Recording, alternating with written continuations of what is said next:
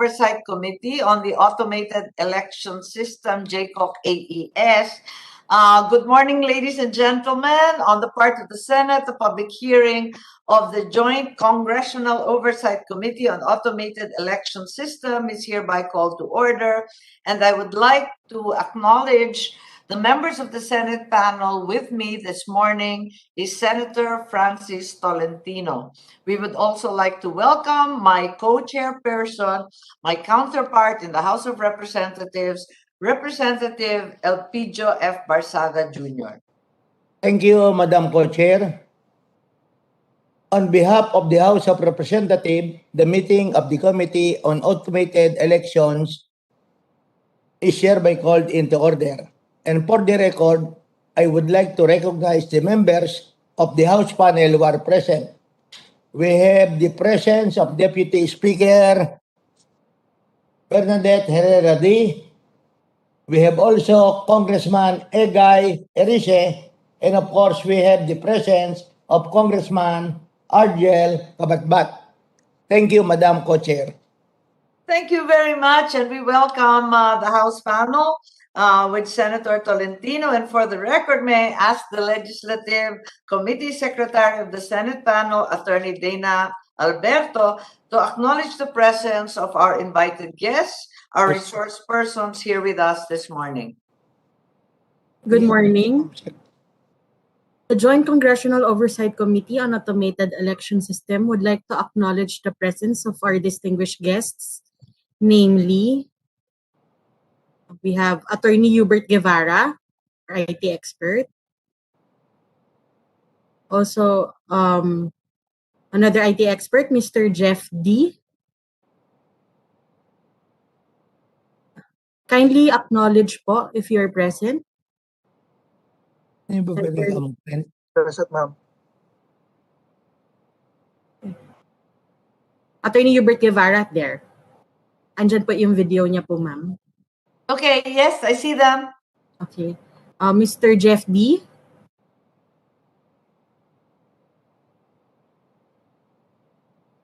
Sige, pakitaas na lang ng kamay, no? Kung sino ang babanggitin. Thank you, Jeff.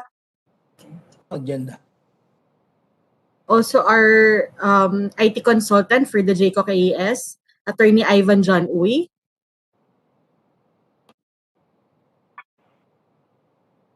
Attorney Uy.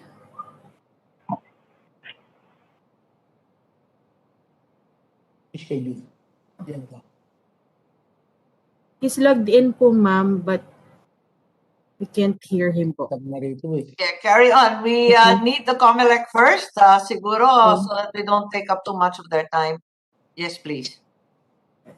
We also have Mr. Alexander Ramos, IT expert, Ms. Bettina Quinzon, IT expert, and from COMELEC, we have Commissioner Marlon Casquejo. Yes. Executive Director Bartolome J. Sino Cruz Jr.,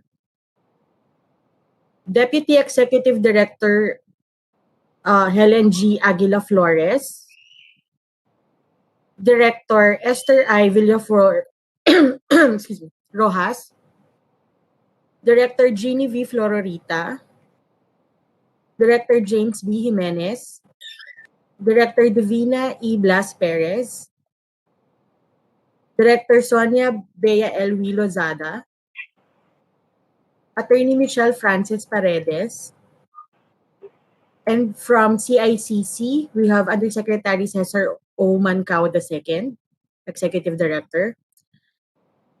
We also have Director Mary Rose E. Magsaysay.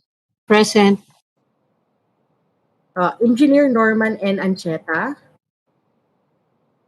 Colonel Alan Vito S. Araw. Present, ma'am. Attorney Rexford Ramos. Present. From DepEd, we have Director Bram Abanil. From DICT, we have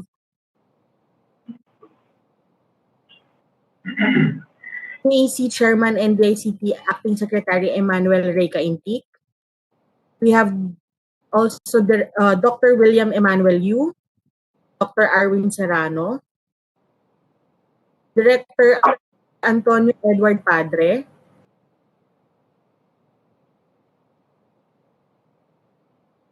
Director, Miss Rachel Ann Grabador, Miss Irene De La Torre, Miss Eloisa Vec Gonzalez, Mr. Stephen Richard Barbadillo, Miss Eloisa Vec Gonzalez, nadoble ko. Mr. Daniel Paul Alcala, from PEC, Dr. Franz De Leon, from Globe, Attorney Ariel Tubayan, from Lente, Attorney Helen Graido, from Manila Bulletin, Secretary Arminio B. Coloma Jr., Mr. Art Samaniego, and Attorney Joseph Wilson F. Chua. From NAMFREL, Mr. Eric Alvia, Mr. Fernando D. Contreras, and Mr. Angel S. Averia Jr. From PLDT, Attorney Eileen D. Reyo, Attorney Roy D. Ibay. From PPCRV, Dr. William Yu, Dr. Arwin Serrano. Meron po bang hindi po natawag? Kindly state your name and the organization po that you are representing.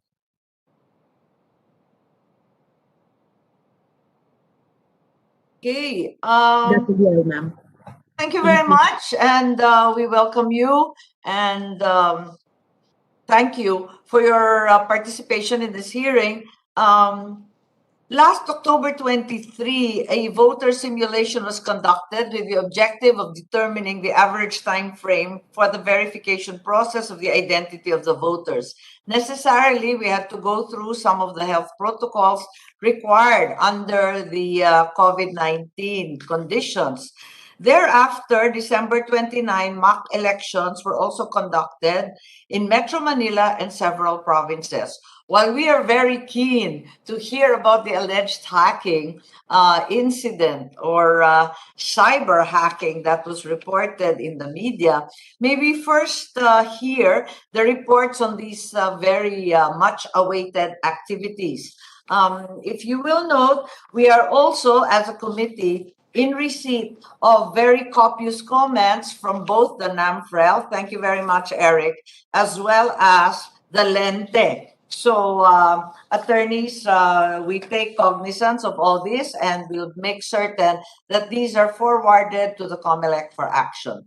So perhaps we should hear from the COMELEC first with regards to voting simulation.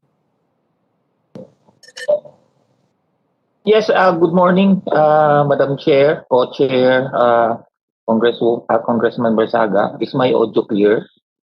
Yes, very clear. Thank you. Okay, thank you. Tama po, we have our voter simulation last October, and then we also have our mock elections last December 29. And Edie, are you the one who will present the voters mock election? Who will be presenting, Edie? For COMELEC, sir, the report will be presented by Director Divina Blas Perez of the Election and Barangay Affairs Department. Okay, Madam Chair, may we request Divina Blas Perez to be recognized to Yes, report? please. Director Divina Blas, you are recognized, if that's all right with my co-chair, PD Barsaga. Good morning, Honorable Chairperson and members of the Joint Congressional Oversight Committee and our Honorable Honorable Commissioner Marlon Casquejo and everyone present. Secretariat, kindly open the presentation.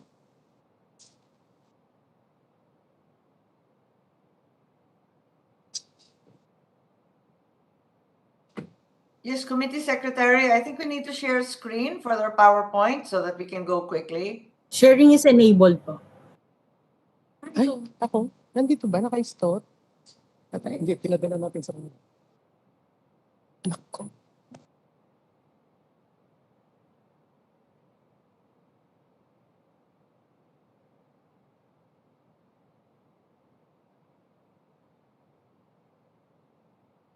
Ma'am, we emailed the presentation to the Secretariat. Okay, technical staff. There we go. Yes, okay. Thank you. Thank you. Next slide, please.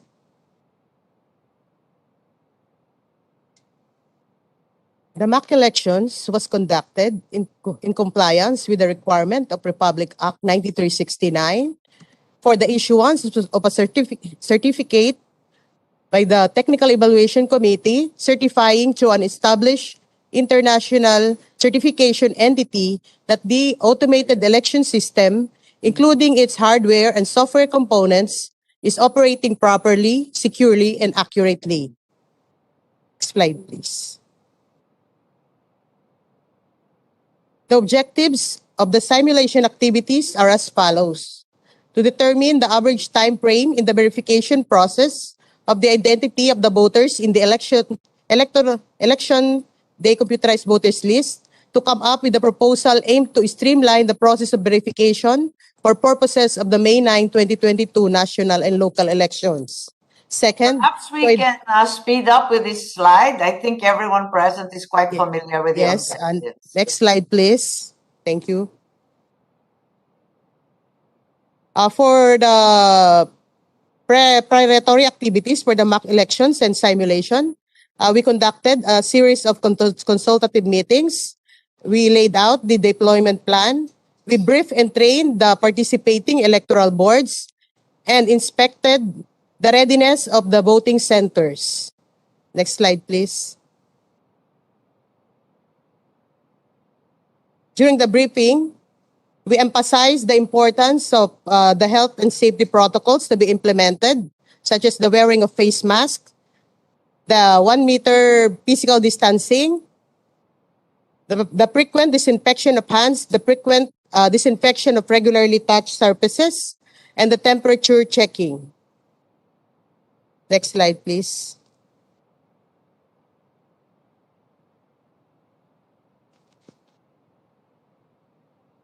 The voting center and the polling place were set up as follows.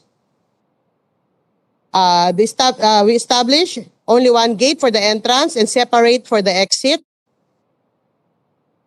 In case there is only one gate in the voting center, it will be divided to separate the ingress and the egress. We installed at the entrance of the voting center a body temperature scanner and a foot bath. We entered into a MOA with the Department of Health or any non-partisan, non-governmental organization, CSO and other organizations available to man the body temperature scanning. We established an isolation polling place. We established the BAD, voters assistance desk, and post a 2 by 3 meter tarpaulin or other materials for the layout of the voting center. Next slide, please.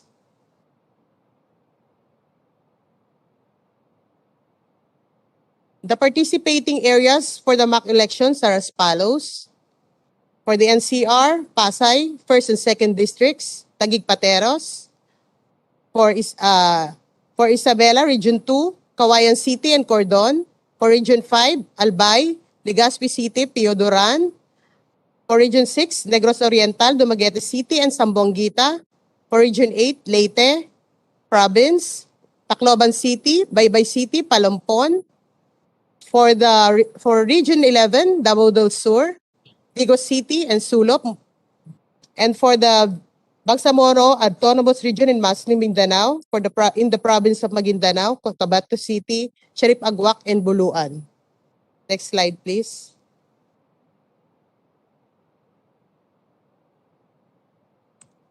Two barangays for each of the city municipality involved. For Pasay City, we utilize the actual number of registered voters, and for the rest of the participating areas, 100 voters for each of the clustered precinct. Voting time for Pasay City is from 7 o'clock in the morning until 5 o'clock in the afternoon, and for the rest of the areas, 7 o'clock in the morning until 12 noon. Next slide, please. This is the layout of the voting center for the mock elections. So it is obvious that there is a separate entrance and exit.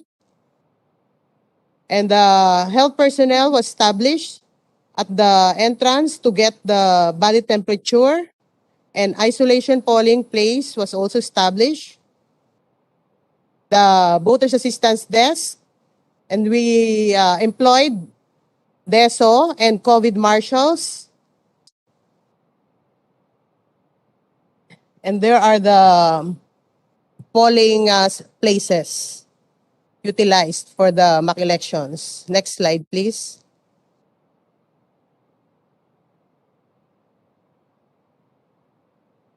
This is the layout of the polling place. Next slide, please.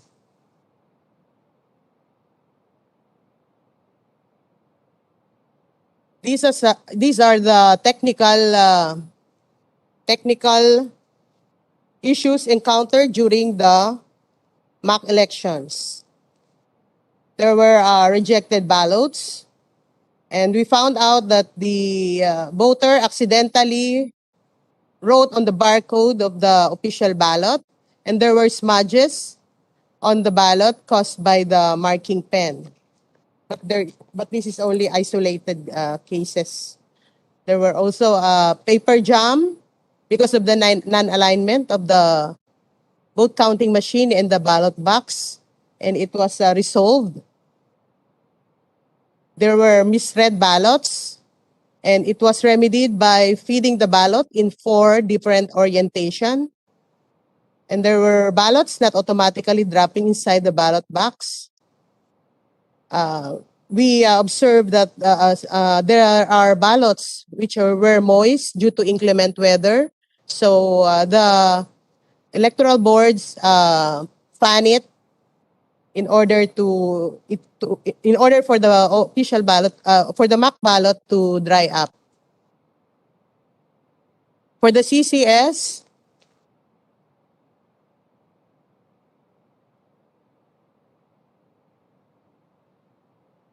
Director, na-mute yata Yes. kayo. printout of the hash codes at the footer was slashed. Nakamute ba?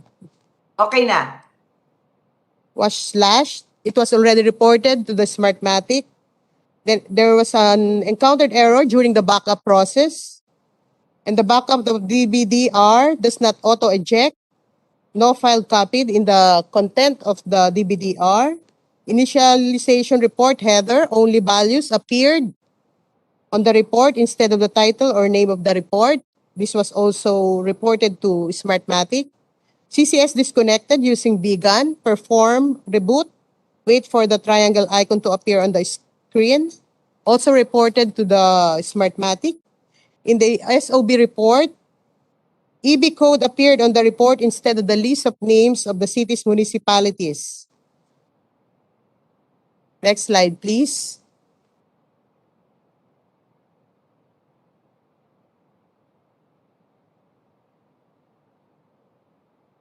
All the minor glitches encountered during the mock elections were properly resolved. During the transmission, for Gayong Cordon, Isabela,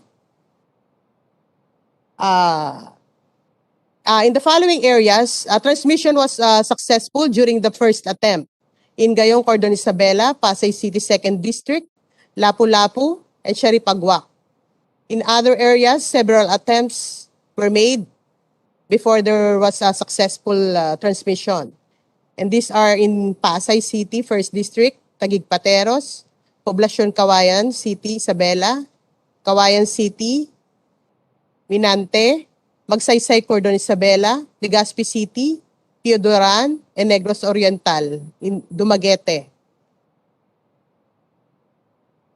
These situations were remedied by bringing up the BCM outside the polling place. And in other areas, we used alternately the transmission media available, the Globe and Smart. And in some areas, we used Bigan.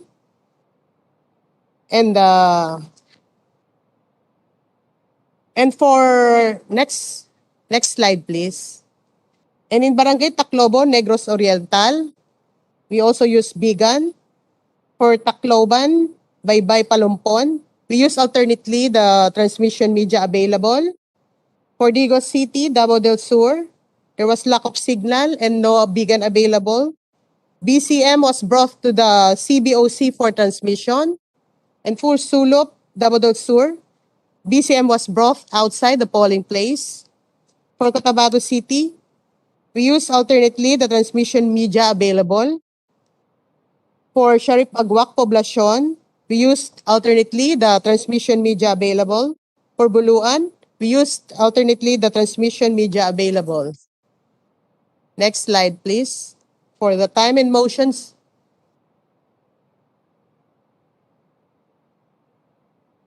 step 1 is the process of ascertaining the precinct number, sequence number, and direction of the polling place. The voter will then proceed inside for step 2 to find their name in the PCBL. Second is to verify the voter's name in the EDCBL for the per clerk. And third step for the step 2 is issuance of the official ballot by the chairperson. Upon securing his mock election ballot, the voter will proceed to step 3 to shade his or her ballot. Then, after filling up the mock election ballot, he will proceed to step 4 for the casting of votes or feeding of the ballots to the vote counting machine. Then, the BBPAT will be printed, which was verified by the voter, and place it in the receptacle. Then, the third member will stain the fingernail of the voter with the indelible ink, and the voter leaves passing through a separate exit. So, the registered average voting duration per voter are as follows. For Pasay City First District, for the entire process of step 1 up to step 4, the average voting time was registered at 6 minutes and 55 seconds. For Pasay City Second District, 10 minutes and 7 seconds. For Taguig City First District, 14 minutes and 46 seconds. For Taguig City Second District, 13 minutes and 23 seconds. For Pateros, 8 minutes and 55 seconds. For Isabela, 10 minutes and 5 seconds. For Albay, 13 minutes and 11 seconds. Negros Oriental, 12 minutes and 30 seconds. For Leyte, 10 minutes and 7 seconds. Davao del Sur, 8 minutes and 14 seconds. Maguindanao, 10 minutes and 20 seconds. The general average was 10 minutes and 47 seconds per voter. Next slide, please.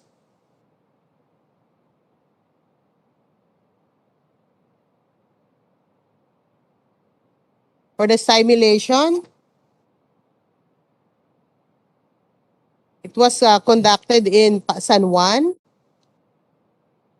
And the following were the barangays concerned: Balong Bato and Ermitaño, with a total of 4,235 registered voters.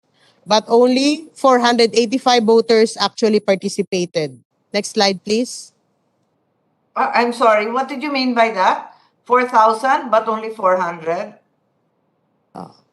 The actual number of registered voters for the concerned clustered precinct honors were 4,235. But the actual voters who participated were only to 485. Next slide, please.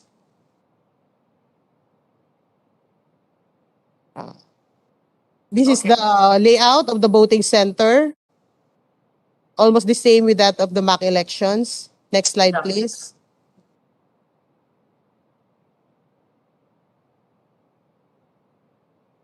This is the polling place layout. Next slide, please.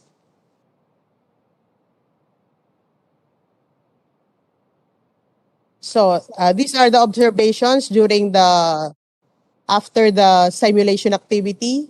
For the BAD, Voters Assistance Desk, this is the most crowded step during the simulation. Workflow is a little bit problematic without the laptops. easier to search for name if the voter has an ID to check for correctness of spelling.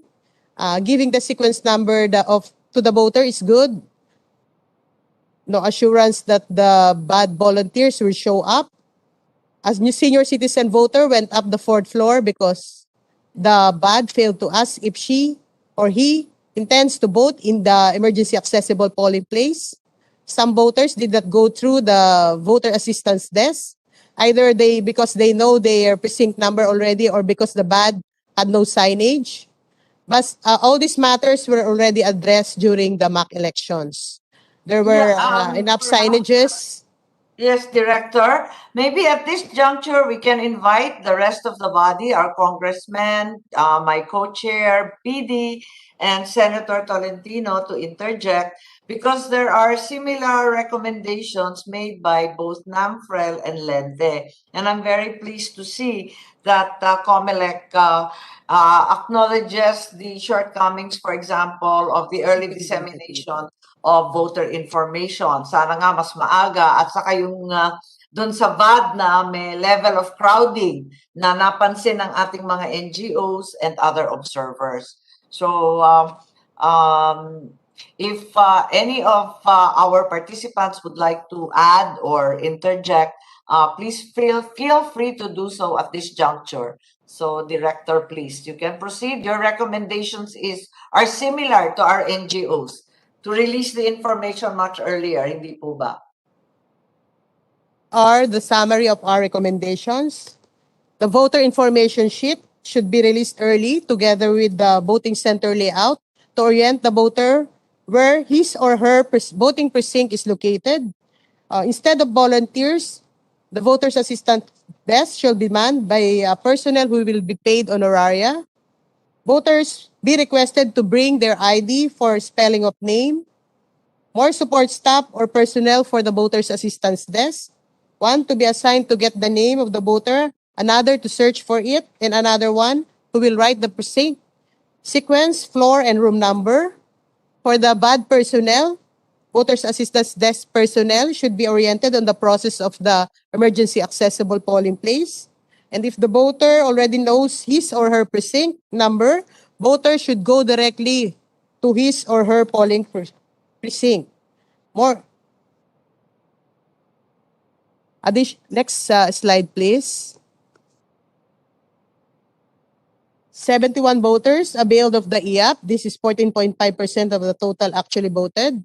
So our recommendation is for more support staff in proportion to the number of voters. A voter went up to the fourth floor to vote because the bad failed to. EAPP should be given a bigger space.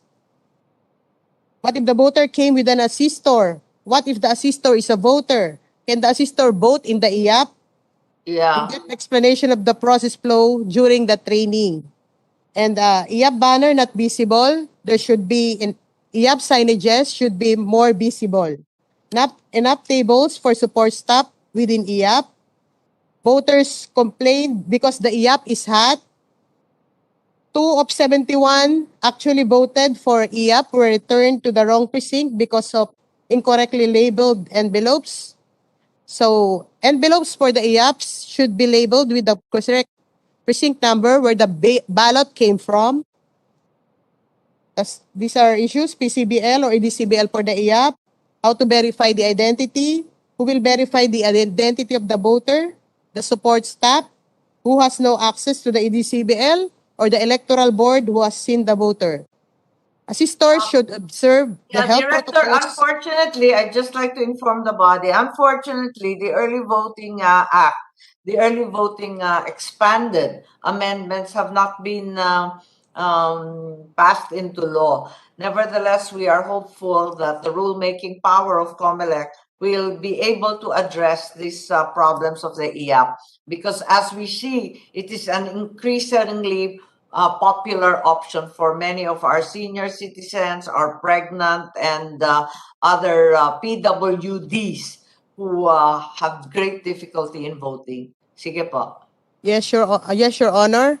We are now drafting our resolution on the voting in EAPP. For the signage, no signage for VAD, Next slide, please.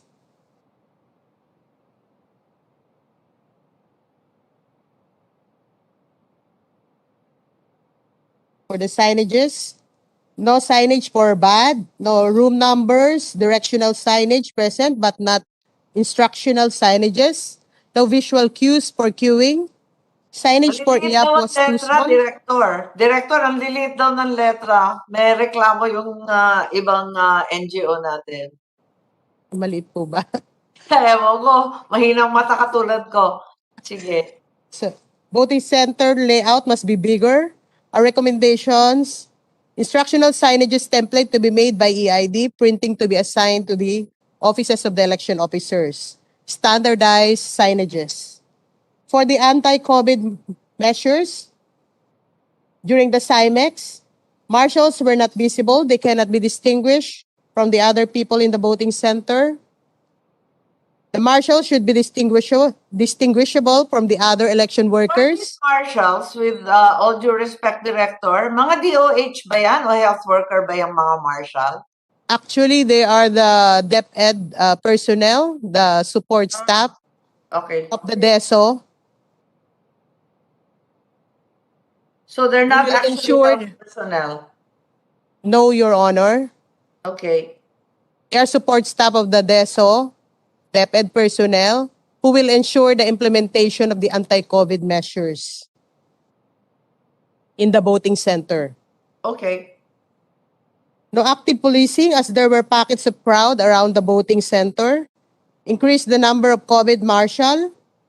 Sanitation stations were strategically located around the voting center.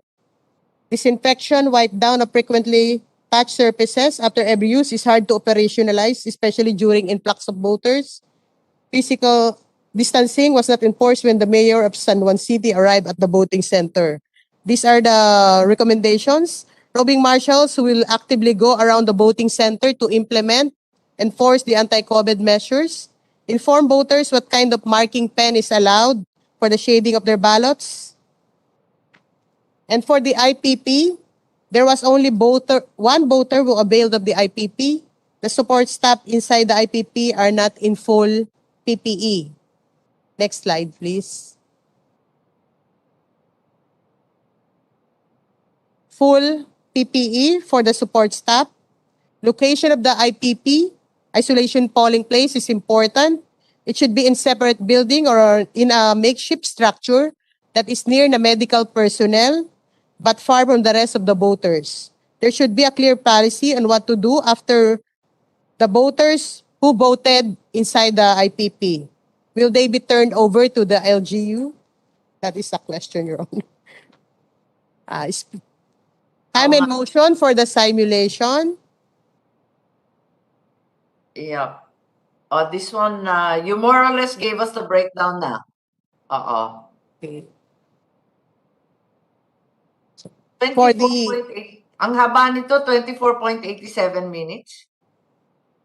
That is the longest, Your Honor, but the shortest time is at 12 minutes and 11 seconds. Okay. That is for the simulation activity, Your Honor. Okay. Okay, next slide, please.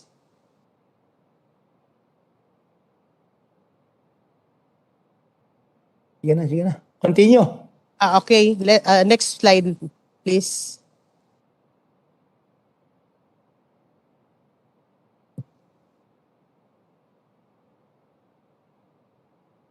The mock elections was conducted generally in a peaceful and orderly manner.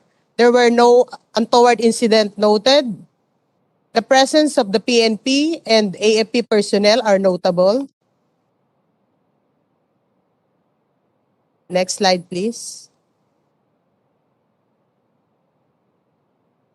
Out of the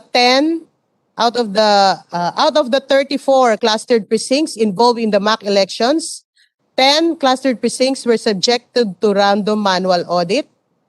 And based on the audit conducted, the manual votes tallied 100% to the electronically transmitted election returns. So there is 100% accuracy of the automated election system, Your Honors. Okay, thank you. I believe that's the last slide. Is that correct? Yes, thank you and stay safe, everyone. Thank you, Co-Chair. I think the Yes. Co-Chair has some comments.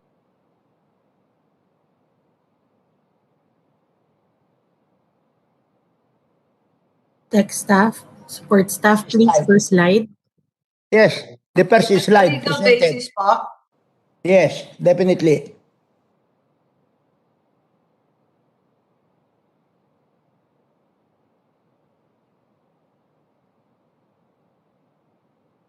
No, about the results, the problems encountered, Yeah, technical problems. siguro that's Technical issues. yes, that's right. That is slide 18. Okay. Ayun, yung technical yan. Letter first. Puro asterisk ata ginamit nyo. Ha? Wala naman tayong letter A or kaya 1A, 1B. Well, anyway, smudges on the ballot caused by the marking pen.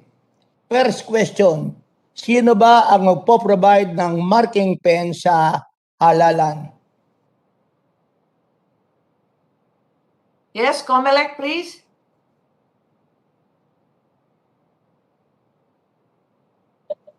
Madam Chair, allow me to answer. Yes. Commissioner Casquejo. Yes, Mr. Chair. When I observed the mock elections in Cotabato, there were smudges caused by the marking pens. As I look at the marking pens, they used the 2019 marking pens that were not used because of the issues of smudges. So that was the very reason. So we were not able to use the new marking pens that will be provided by the official ballots. And that is why after the mock elections, we also tried to correct it by examining the new marking pens that could be provided, and it does not cause the smudges. Okay, So, we'll find out later. So, the only reason kung bakit nagkaroon ng smudges, ang ginamit nyo, yung marking pen na hindi nagamit noong 2019.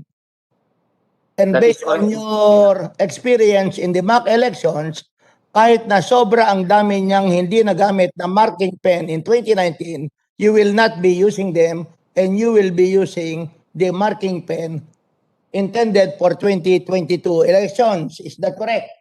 That is correct, Mr. Chair. Okay, We but will no up to longer now, use the 2019 after the okay, mock all laboratory, pero sa official ballot, hindi pa. we used the official ballots at that time to make sure that there will Internal be lamang yan, hindi pa nakita ng publiko yan, right?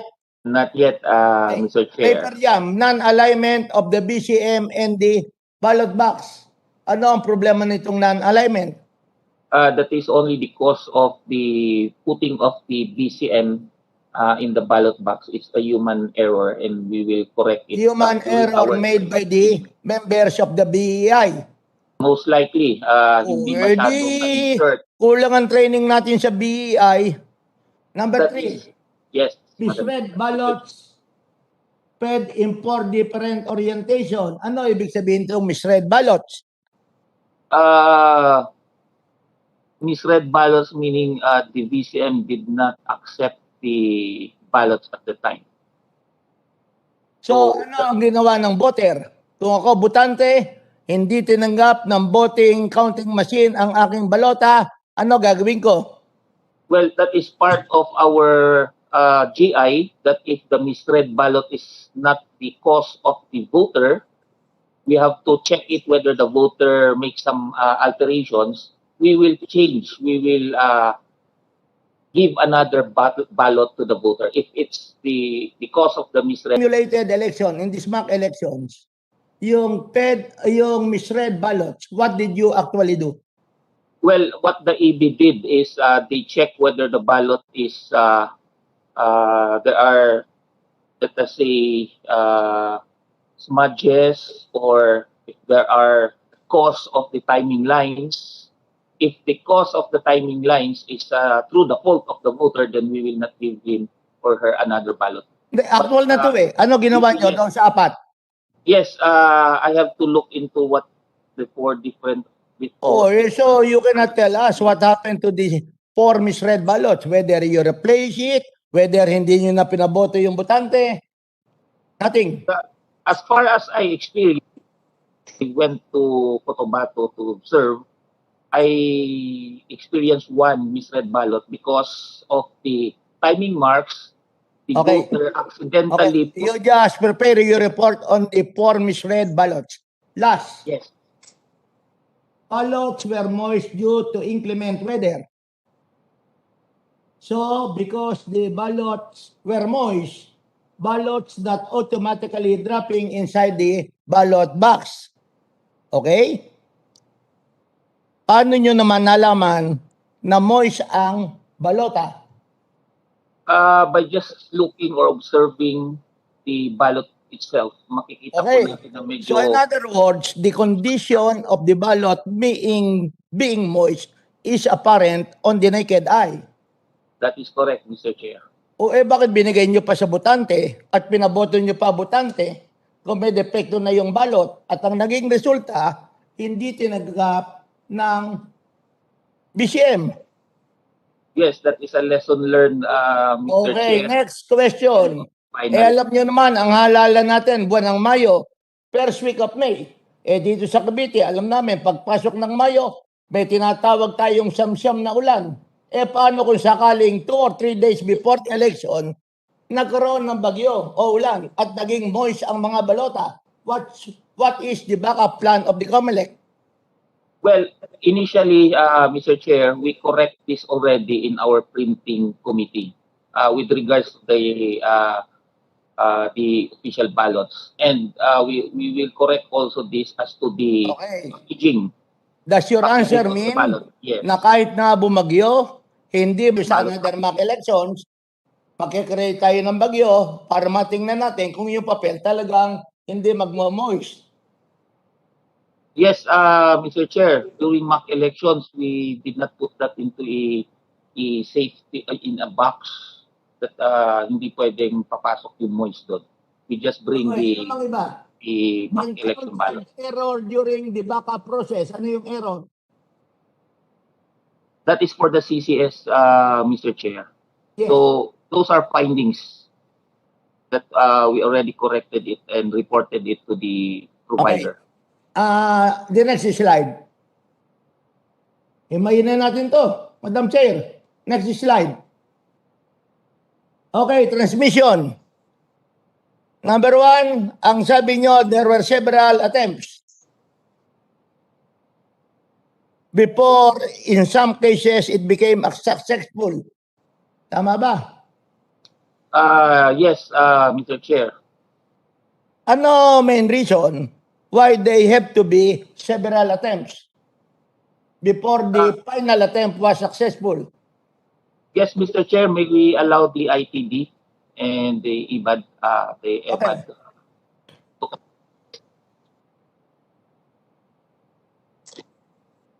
Director Blas or Director Jeannie. Good afternoon, Your Honors. The main reason for the multiple attempt is because of the poor internet signal, Your Honors, in the area. In the area.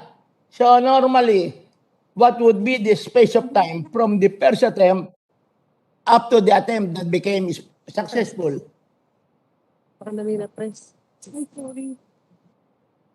I'm sorry, Your Honor, we did not hear the question. Oh, ang interval of time from the first attempt up to the attempt that became successful. Because according to you, there were multiple I'm sorry, we lost attempts. our audio. Ha?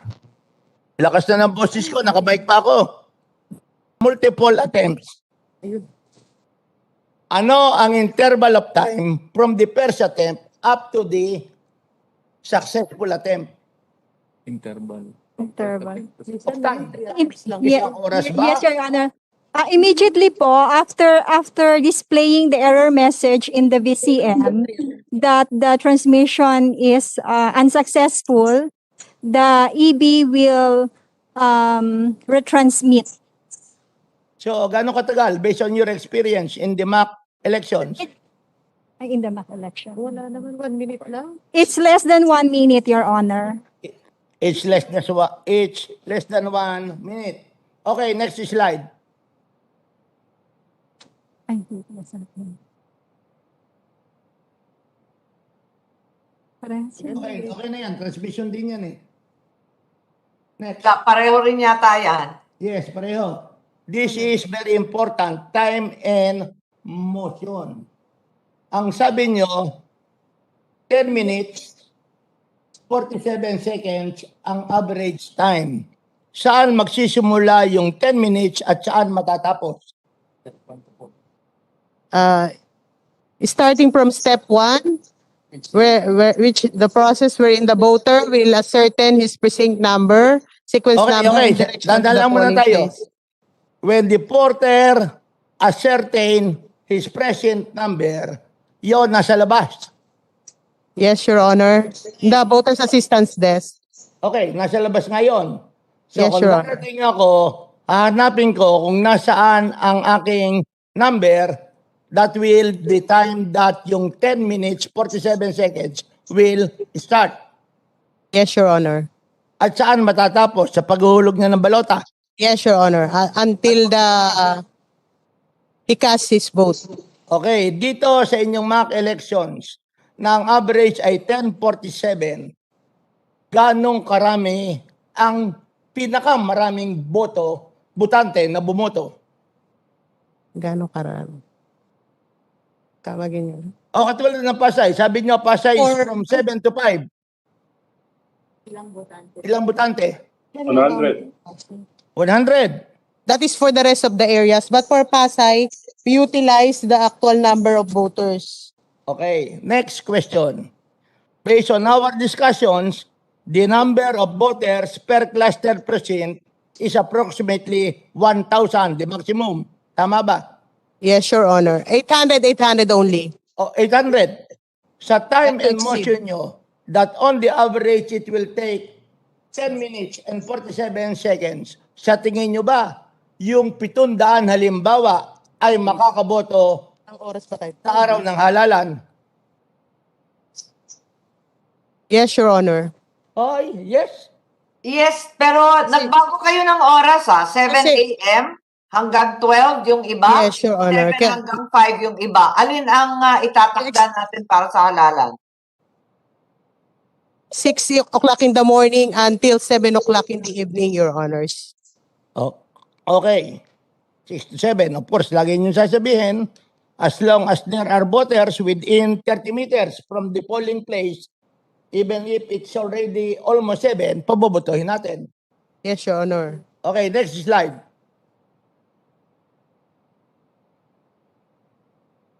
Examination. Ano to? Number of? Okay na yan. Napag-usapan natin registered voters. Ay, okay na yan.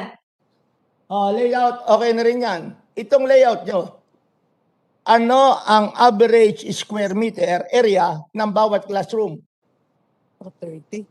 Ano nga ba? O, tama kasi may request kayo dito na dapat malalaki yung lugar. Kasi yung iba yata masikip sa probinsya.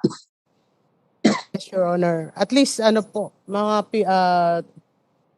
30 square meters. Oh, hindi. 50. Wala nang 30 square meters. Standard na, I 50. think it's 52 or 64.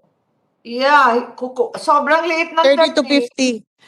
For those Ano classrooms sinasabi ko? with 30 square meters, they will have separate holding area. Okay. Okay na yan. Saka na lang natin balikan yan. Mr. Chair, may I interject? Yes. Yes, please. Kasi dito sa sa kanilang layout, yung bad service only during the mock election, ang sinaserve lang nila is one precinct, one clustered precinct. However, during the actual election, there will be multiple clustered precincts. Like, for example, there are voting centers na 50. Gaano karami yung bad desk? Kasi doon sa mock election nyo, lumalabas niyan yung one bad for one precinct, clustered precinct. Pero kapag marami na, multiple clustered precincts, then mas mahahaba yung pila dyan sa ano na yan, bad na yan. So, how will you address that? So, it will take more time from bad to the voting precinct. Diba? Kasi kung multiple precinct ang sineserve niyang ng voting assistance desk na yan, it will take more time. As presented earlier, Your Honors, we will address the issue by early issuance to the voters of the voter information sheet so that they will be informed earlier on their precinct assignment. When follow-up. will you inform them? To the voter information sheet, Your Honors.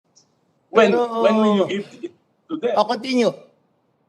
Congress Kailan niyo ibibigay yung Kailan niyo ibibigay yung Kailan nga ba voting ang target natin kasi dun? they will only know their precinct assignment through the voters assistance desk. Wala namang ibang pagkukunan yan. Meeting lang ako sa Comelec. I'm the one presiding. Hindi niyo naman ibabahay-bahay yung kanilang precinct allocation. So paano naturally lahat sila magre-rely sa voters assistance desk for their precinct number. So paano? Kasi diyan sa diyan sa inyong mock election, one bad for one clustered precinct. Pero in actuality, in reality, they will be serving multiple precincts. So it will take time for a voter to transact with the voters assistance desk kung marami na talaga. So yan yung tingin ko magtatagal ang pila diyan sa voters assistance desk kung isa lang yan o sa mock election nyo isa lang eh. So I'm not sure kung one-to-one yung voters assistance desk nyo. Pero during the past, hindi ganyan. Marami. They are serving multiple clustered precincts. So mahaba yung pila dyan.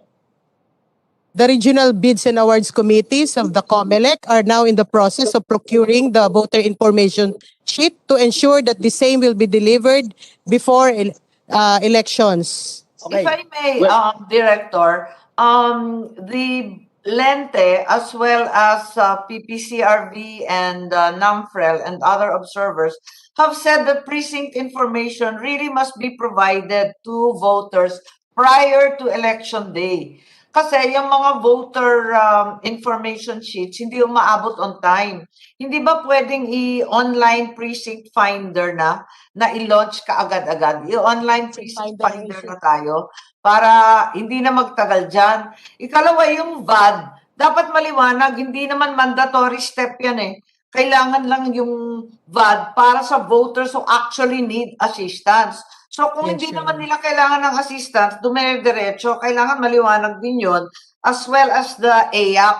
Kasi doon rin nagtatagal apparently eh. Nakatambay lahat doon, hindi malaman kung saan pupunta. So I think these are the things that need to be clarified. And if there's advance of information that can be provided online or through the barangay or posted early in the precinct site, mababasa na nila yan ahead of time. Yun lang. Yes, Your Honor. Madam Chair, in reality, in a voting center, actually walang layout ng COMELEC na inilalagay eh.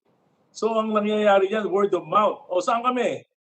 Saan kami? Dito kami boboto. Doon kayo sa third floor, doon kayo sa fourth floor. Pero wala talaga na maybe merong may voting information sheet na binibigay, pinapadala, pero nakalagay lang you will be voting in precinct number ganito. Pero wala namang wala namang layout doon. Wala namang layout kung saan sila pupunta. So kung wala kayong layout doon sa voting center, 50 precincts, magkakagulo. Kaya nga yung pati health protocols nyo, hindi nyo na-simulate.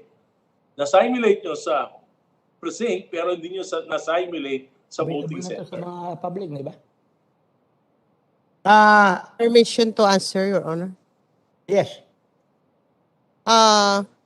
For the voter information sheet, the same will be delivered 1 month before election day, Your Honor. And for the purpose of informing the voters of their precinct number per calendar of activities, the postings shall be not later than February 8, but we extended it until March 29, Your Honors, per the latest resolution of the Honorable Commission and Bank. Okay. Where will they be found, Director? I'm sorry, the precinct Madam Chair. assignments. Madam Chair, if I may interject. Yes. Yes, I'd like to add Commissioner, what please. Director Divine is stating a while ago. Okay, we really admit that talagang may problema yung ating parang in the voting center. Tama po si Congressman Erice in actual, talagang is a word of mouth na doon ka boboto. So that is why we really include that in our general instructions that it will be the obligation of the DESO, the DepEd supervising official in the voting center to provide a layout of their voting layout of the clustered precincts so that the voter can go directly even without going to the van as our resolution. It is not a mandatory that every voter must go to the van. It's a voluntary. Kasi kapag alam mo na yung cluster precinct mo, alam mo na kung saan ka pupunta, you don't need to pass through the voters assistance desk. So ang naging issue lang namin dito is about the budget because we cannot pass the budget to the DepEd. Meron din silang mga sariling budget, then we are looking for that budget for the posters, for that voting layout. Anyway, we only have around 37,208 voting centers. We can allocate budget for that with the additional amount given by the Congress for this 2022. We can allocate budgets. As to the voters assistance desk, I think we really need to add additional voting assistance desk kasi tama nga po si Congressman Erice, baka doon hahaba yung pila natin doon sa FAD. Maraming hindi alam kung saan sila pupunta. So maybe we can put that by barangay voters assistance desk. And we also have already a initial or a MOA that needs to be signed and data sharing agreement with the PPCRV. They are creating an application that they can deploy it to all their volunteers. So even outside the voters assistance desk, they can pwede na nilang i-assist yung mga butante kung saan because they are creating an app. So we are thankful for the PPCRV for doing that. Ang kulang na lang namin is yung aming data sharing agreement para hindi naman tayo mag-violate ng data privacy law regarding that one. So with the budget of that, medyo kakayanin naman. Pwede naman siyang hanapan kasi nagbigay naman ng additional yung ating Congress ng budget regarding that one for 2022. So the VAD is not mandatory, it's optional for the voters. And with regards also to the voters information sheet, last year pa po, this is the first time na last year nagkaroon na po ng parang bidding yung ating regional offices. So we make sure na we will comply with the law that number of days matatanggap na po yung ating voters information sheet. And then iba na po yung format ng ating voters information sheet. So aayusin po natin because we really need this one because of the pandemic. Hindi po pwedeng aasa lang tayo sa voters assistance desk. Dapat meron din silang voters information sheet na kapag pasok nila doon, alam na nila kung saan sila pupunta. Okay. Thank you very much, Commissioner Casquejo. My co-chair is recognized, Congressman regarding the voters information sheet, ano ba ang inyong naiisip na method kung paano ipaparating sa mga botante ang kanilang information where they would be voting? Sabi nga ni Senator Amy, baka pwede online. Aside from online, ano pa? Online is not feasible insofar as the COMELEC is concerned. We will also looking into that option, Mr. Chair, yung online So yung what are the other papakilala options, natin. Commissioner? Yes. And the very first option is talaga matanggap nila yung hard copy. hard copy, bibigyan niyo yung 60 million na botante sa buong Pilipinas?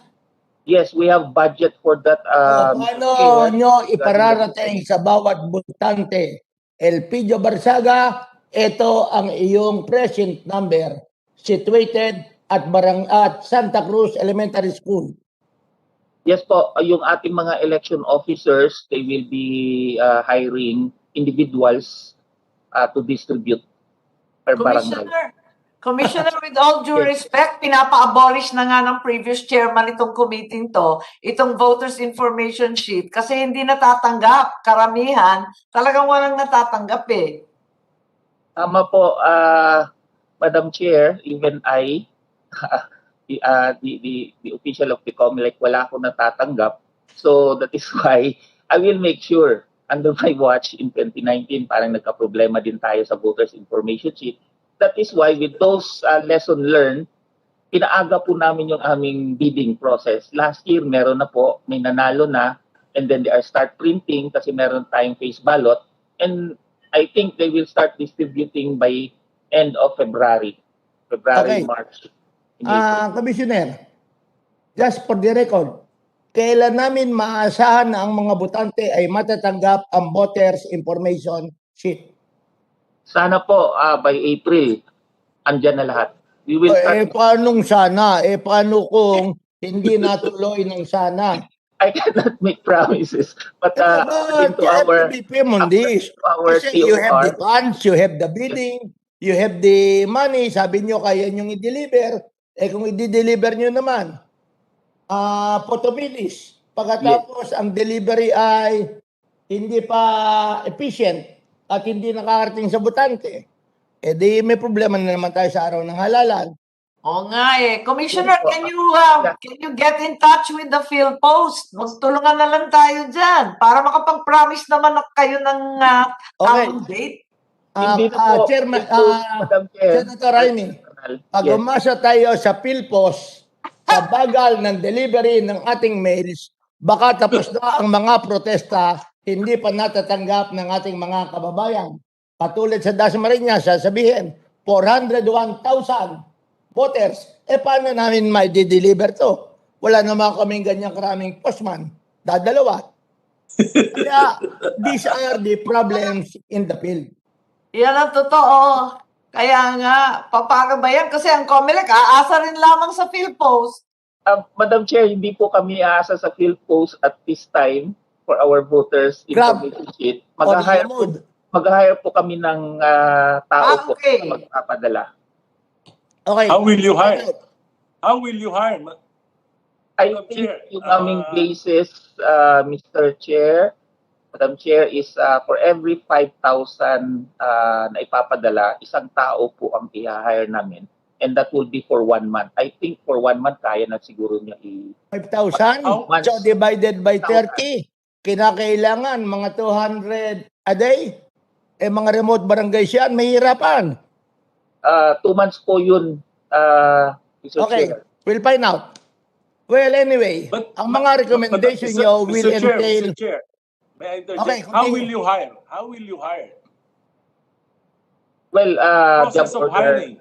Job order casual. So, yung taga doon rin, if you will be assigned in a certain barangay, so we make sure that this person lives in that barangay. Okay. In relation to that, Mr. Chair, may problema tayo dyan eh. Alam mo na yung mga politiko, very enterprising, nagpiprint sila ng mga locator, inilalagay nila yung precinct number, yung botante, tapos dinidistribute nila bahay-bahay. Pero may problema din. For example, in areas na medyo tingin nila, mahina sila, nililigaw nila yung mga botante. Dinidistribute nila yung maling voting precinct. Can you declare that as an illegal act? I think so, Madam Chair, Mr. Chair. So bawal dapat na pag-distribute yung mga political candidates, political parties ng mga precinct locators. They can distribute leaflets but not locators. Kasi parang malilito yung mga botante. nalilito yung mga botante. Can you include that in a resolution na yung pagbibigay ng mga political candidates, ng mga political parties ng precinct locator sa mga botante ay hindi allowed? Yes. Yes, Co-Chair. As of now, the COMELEC has already the list of voters per clustered precinct. As a matter of fact, in the city of Dasmariñas, considering that I am a candidate, may kopya na ako ng mga listahan ng mga botante sa bawat clustered precinct. And that is available not only to the candidates, to the public. Siyempre, titingnan ko kung sino ang mga botante ko sa isang barangay at sasabihin ko sa leader ko, ito yung leader, botante natin dyan, ito ang kanyang cluster precinct. And I think there is nothing wrong with that because these are public records.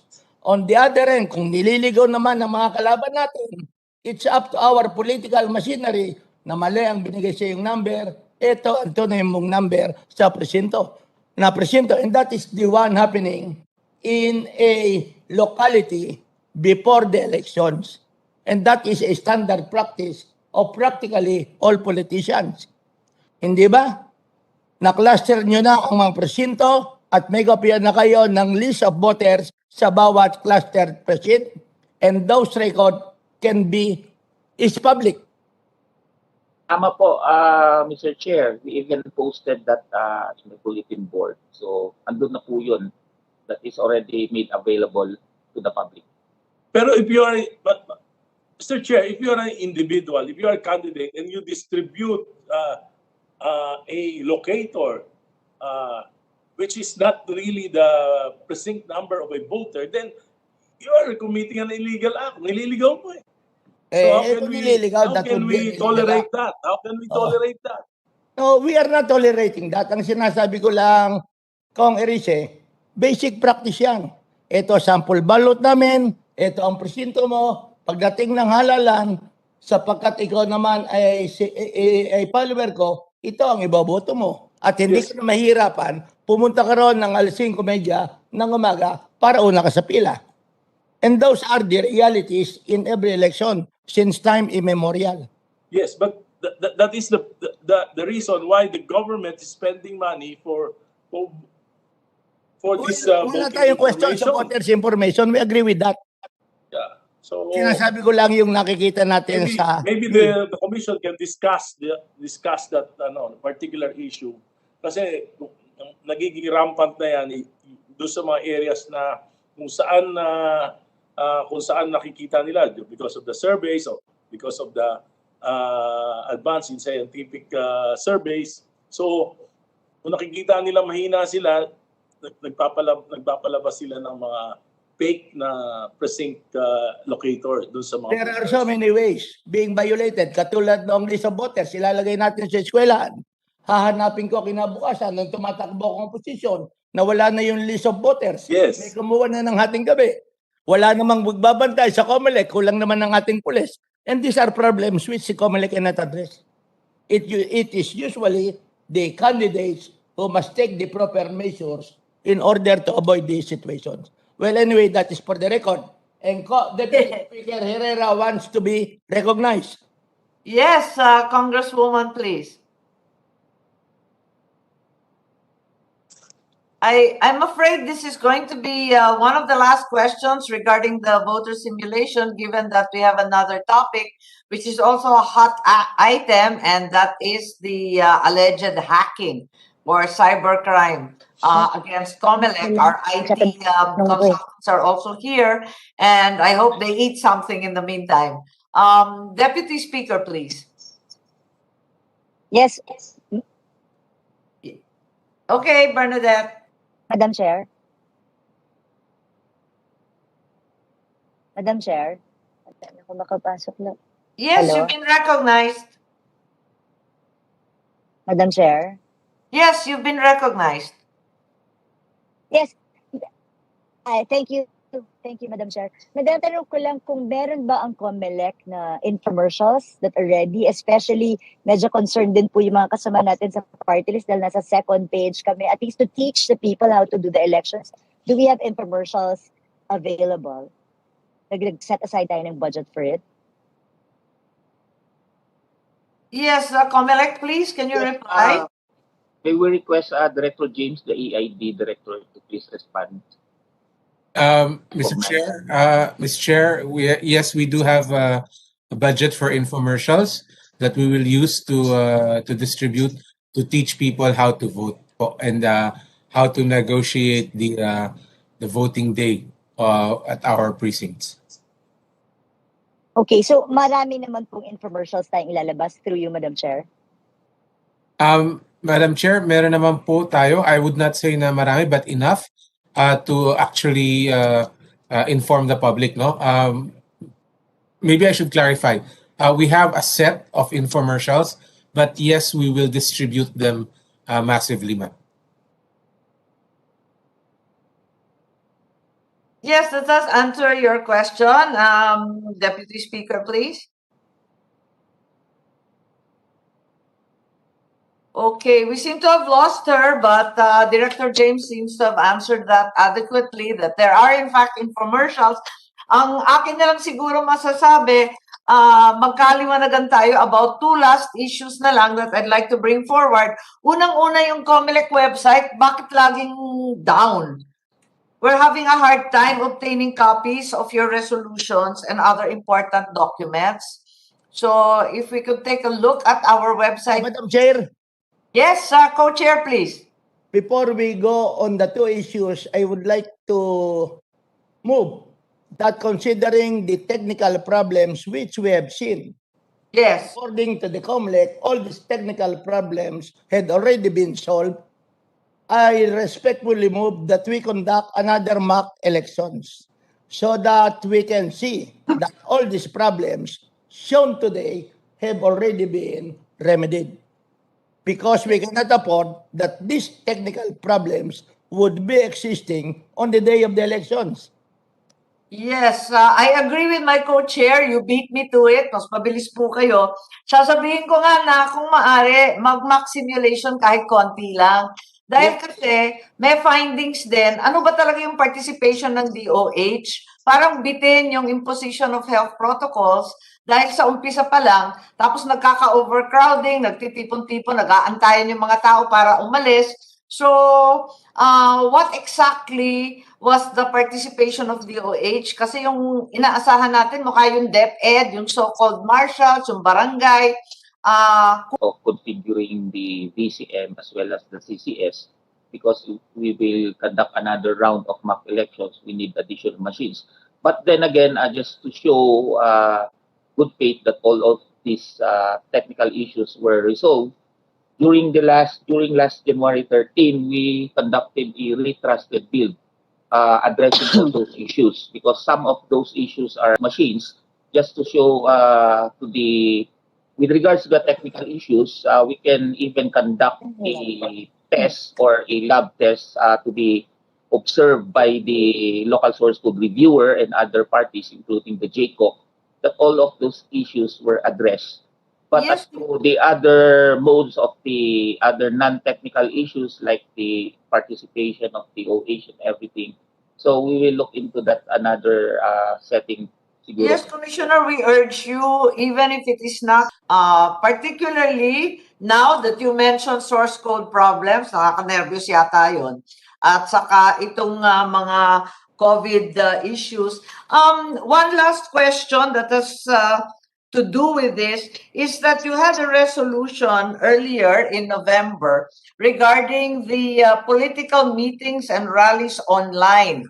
Medyo nalilito yung ating mga kandidato kung paano isasagawa ito, no? Dahil may disclosure, pagkatapos may sinasabi na official social media channel lamang ng COMELEC, at may live stream, tapos kinakailangan mag-record at isubmit sa COMELEC ang bawat e-rally. Paano ba ginagawa to? Kasi parang nalilito kami rito. Well, Madam Chair, may we request Director James again to be recognized and answer the question. All right, Director James. Yes, thank you, Madam Chair. Thank you very much, Commissioner Casquejo. Madam Chair, I think you're referring to the e-rally channel that the COMELEC has launched. It's a channel where candidates can stream their e-rallies, no? Ibig sabihin, pwede po sila magpakita dyan ng kani-kanilang mga rally using their live streaming Are we capability. saying that this is an exclusive channel? Hindi sila pwede mag-live stream ng sarili nila? Hindi po ng channel kasi hindi lahat ng ating mga kandidato ay merong malalaking audience sa social media. So hindi sila makikita kahit sila ay nag-live stream. So pwede po kayo mag-live stream on your own as candidates, pero magpo-provide kami ng platform para idagdag nyo yan sa mga pagla-live stream ninyo, at least mas marami po ang makakakita. So it's not exclusive, Madam Chair. Well, it's not exclusive. You're saying that the disclosure and a recording of off-channel or private, individual, or party channels will still have to be reported to the COMELEC. Paano ba i-implement yun? No, Madam Chair. Basically, what we're saying is that we're asking candidates to inform us about the official channels that they're going to use for monitoring purposes. We are not requiring them to report their e-rallies. We are not requiring them to record their e-rallies. However, if they live stream with us, then that live stream will be recorded. I see. Okay. All right. If Just you a follow-up, Madam Chair. Yes, Co-Chair, Chair. please. But the Madam Chair. candidate has the option not to avail the live streaming channel provided by the COMELEC. Yes, Madam Chair. Okay, thank you very much. Thank So, you. Madam Chair, I'm a little bit confused because your order also indicates that disclosure and recording is mandatory. Madam Chair, I think you're referring to disclosure of the channels that the candidates will be using to live stream. The language of your order says all rallies shall include disclosure. It's not merely the channel. It says all rallies. Let me look at the provision, Madam Chair. All right, Deputy Speaker. thank you, Madam Chair. Madam Chair, I just have a concern because certain areas in the lockdown. I'm sorry, your audio is very poor. We're unable to hear you properly. Okay. I'm sorry. Is this clear? Pinatay ko na lang po yung Madam Sige. Chair. Oo. Can you hear me? Yes, Madam yes. Chair, yes, no, because there are certain areas na baka ma-declare na lockdown when it comes to the election day. Pwede ko po bang malaman anong rules ng COMELEC when it comes to that? Kasi delikado yun, highly politically motivated kasi yun. Kasi so, I just wanted to know anong rules ng COMELEC. Can the local government just declare or the barangay declare lockdown, hindi makakaboto, hindi makakaalis sa kalye and all that?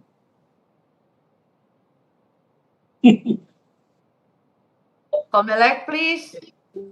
Yes, Madam Chair. With regards to the campaign period going to the election day, with regards to the campaign period, we already have our resolution guidelines regarding how we are going to treat category level 1, 2, 3, until 4.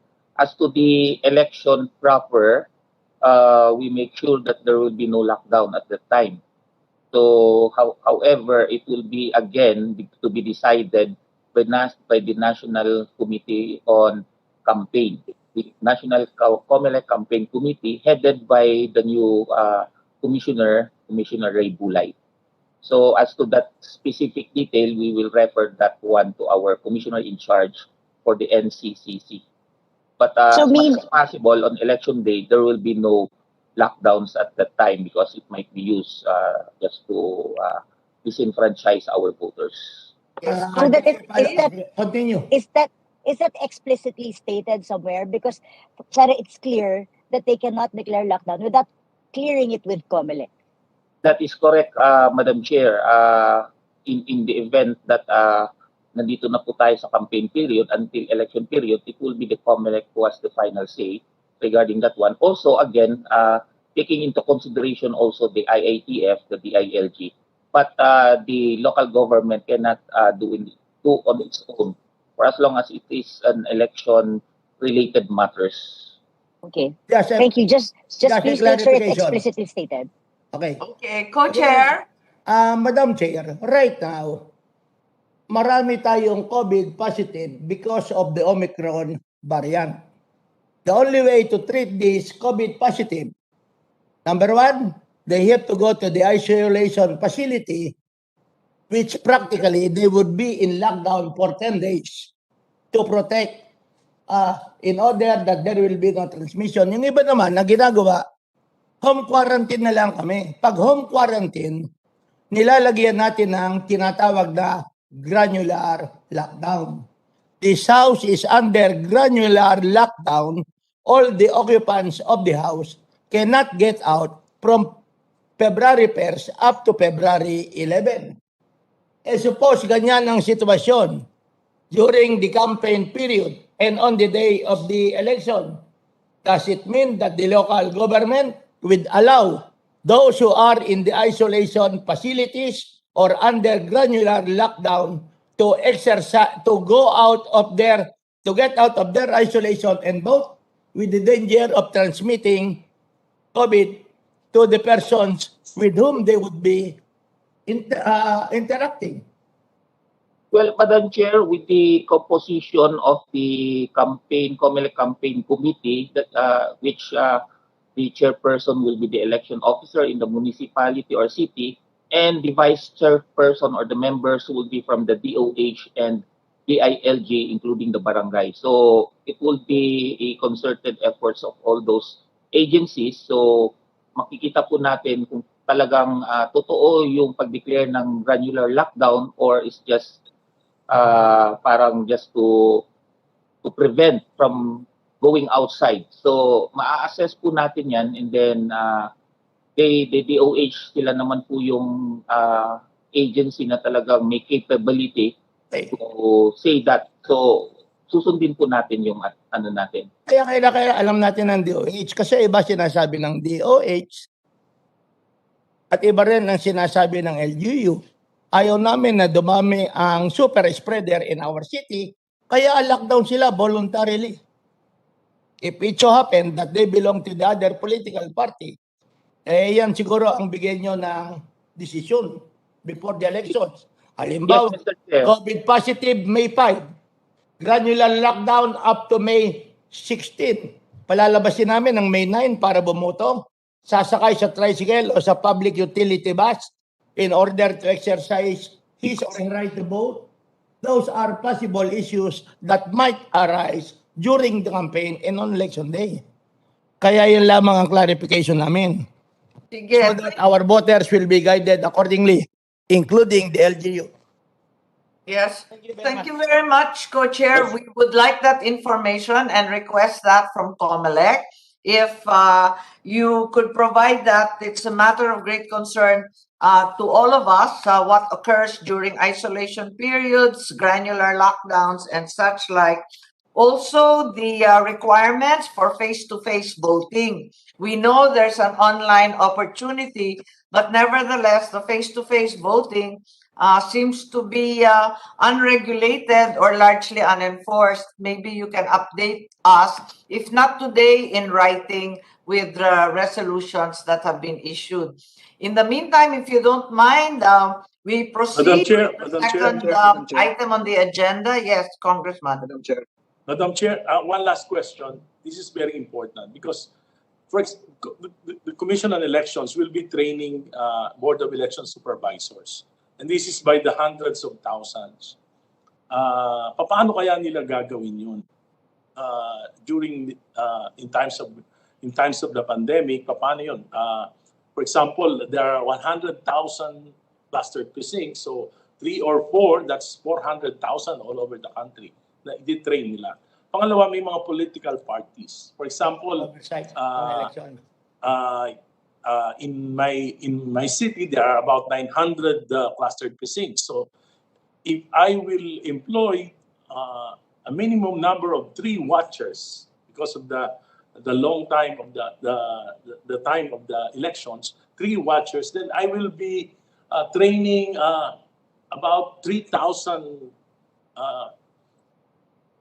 3,000 precinct watchers. So ano yung mga rules nito? Ano yung rules under this pandemic? Meron na po ba kayong guidelines para dito? So, as stated earlier, perhaps the COMELEC can provide us with more information, given that this is clearly a work in progress and that you are constantly issuing resolutions. Commissioner Casquejo, could Yes, you add Madam to that? Chair. Our personnel department headed by Director Margaret Ching has already given us this module or this method on how they will train our electoral boards. So it will be a combination of virtual and hands-on. Okay, Virtual. so we're going to have hybrid training. Sige, kung pwede nyo kaming bigyan yan. In the meantime, I'd like to recognize my colleague who's been waiting patiently, and that's Senator Francis Tolentino with regard to the allegations of breach in the data servers of COMELEC. Firstly, on January 8th, Manila Bulletin Tech News found a hackers group that allegedly breached the system of the COMELEC and downloaded files. Further, they alleged that sensitive data was downloaded by this group, including the list of overseas absentee voters. And thereafter, it was stated by the news articles that more than 60 gigabytes of data, which could affect the elections, were stolen, as it were. 2 days later, January 12th, COMELEC denied any significant hacking. And so we'd like to invite Senator Tolentino as sponsor to give us a few words. Thank you, Madam Chair. But before that, I'd like to go back to my supposed to be anterior question relative to the questions propounded by my colleague from Cavite, Congressman Barsaga. I associate myself with all the questions given by Congressman Barsaga. Magaganda po lahat. Just one question which I would like to add with your permission, ma'am. Relative to the moisture, hindi tinanggap ng voting machine dahil basa. Pero pagdating po ng May 9, kanina pa ako nag-experiment dito, Madam Chair. Konti lang po ito. Itong papel na hawak ko, pinatakan ko ng alcohol. Hanggang ngayon, crumpled pa. How will this affect the ballot? I'm referring to isopropyl, ethyl alcohol. Kasi po, pagpasok natin sa presinto, yung mga botante, yung dalang maliit na alcohol. Pahit ng kamay, hawak sa balota, si teacher, bago rin po tumanggap siguro ng balota, naging bahagi na ng buhay natin yan. Ganyan lang din po ng kamay, alcohol. Pag nabasa po yung balota, ano po ang effect nito? Will it be moisted? Will it be crumpled? Will it be a marked ballot in such a way that it will not be accepted by the voting machine? So siguro po, pag nagkaroon ng second mock voting, dapat po pag-aralan natin yung teacher na basa lagi yung kamay ng alcohol, yung voter na basa lagi yung kamay ng alcohol. Kasi experiment ko, ma'am, kanina pa ho ito crumpled dahil dito sa alcohol na pinata ko. So the COMELEC should take notice of that. But going to the nasa inyo po yung kung answer rin niya, sasagutin niya. But going back to the second issue, I'd like to thank the good chair, although I filed Resolution 971. The inclusion of this as part of the agenda is perhaps an indication that there is now a legislative notice, though this is JCOC. So I would be intent on listening on how this would evolve and develop. So yun lang po, ma'am. Thank you for allowing me to speak. Salamat din po kay Congressman Barsaga. Subukan po natin yung alcohol. Salamat po. Thank you very much, kabayan. Yes. Is there anyone from COMELEC who'd like to say something? Yes, Madam Chair, we will look into that. But then again, kahit crumpled po yung ating balota, we have already tried that one. Once na hindi lang po nasira yung timing marks, kakainin pa rin po siya ng machine po natin. Pero sabi nga ng aking kotse, di naman tag-ulan. Hindi pa dumarating yung siyam-siyam na ulan. At alam natin sa Mayo may patak-patak man yan. So ingatan na lang natin and let's make sure that we have sufficient extra ballots. So who do we listen to first? Regarding Manila Bulletin and the Tech News team, I think everyone is here. Committee Secretary, who do we recognize first? Madam Chair, can we ask first Manila Bulletin? Yes, I think that's a good idea. I think reporter Sarmiento and the rest are here. I think the editorship also, I think Aposani is here of Manila Bulletin is also here. Sige, kung sinong mauna for bulletin, please. Madam Chair and Co-Chair Congressman Barsaga, may we be allowed to make an opening statement po? This is from Manila Bulletin. Yes, Coloma, you are recognized, and with that, Manila Bulletin. Okay. Good afternoon. Allow me to introduce myself. I'm Herminio Coloma Jr., publisher of the Manila Bulletin. With me at this hearing are Mr. Arturo Samaniego, Technology News Editor, and Attorney Joseph Welson Chua of our legal department. Thank you for inviting us today to shed light on reports published by our newspaper last January 10, 2022. These reports pertain to an apparent security breach concerning vital election-related data.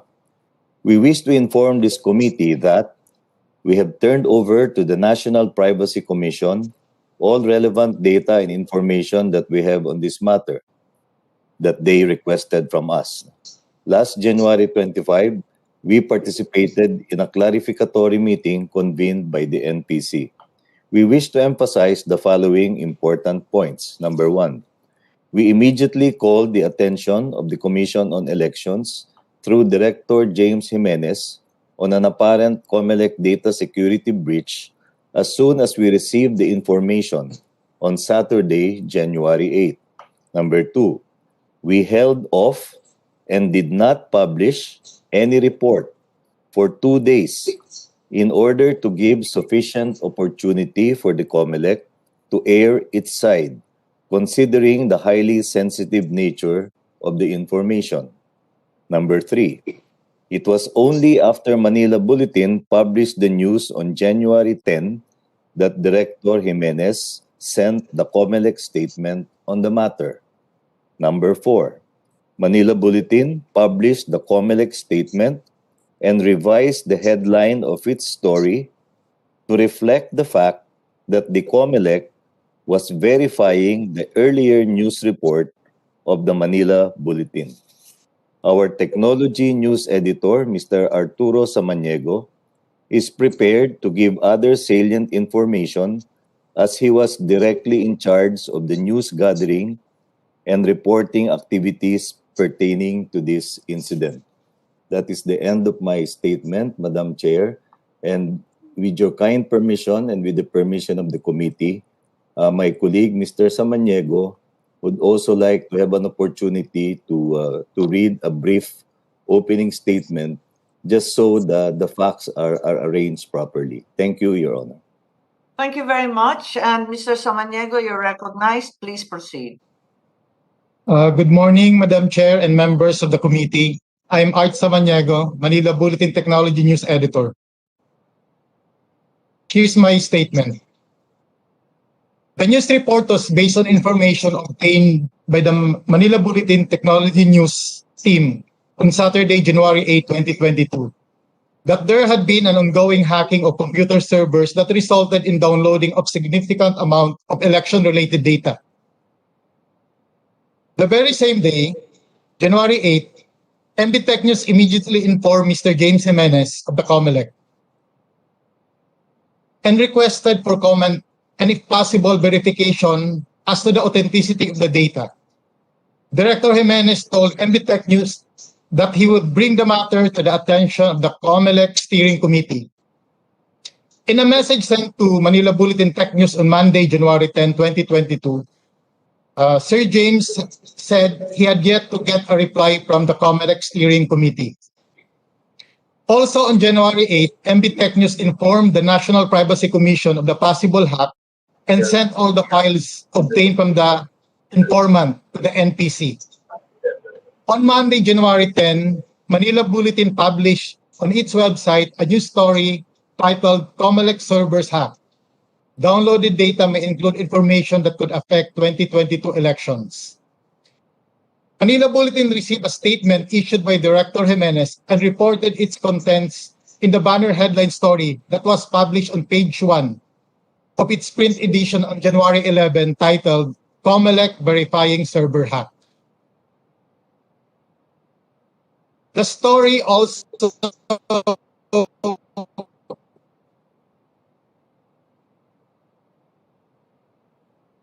Oh, it seems that Mr. Samaniego's statements are being hacked right now. Yes, Mr. Samaniego, can you please proceed? first report Oh dear. that was published Yes, until Mr. Samaniego gets his audio back, would Director James like to confirm the reports given?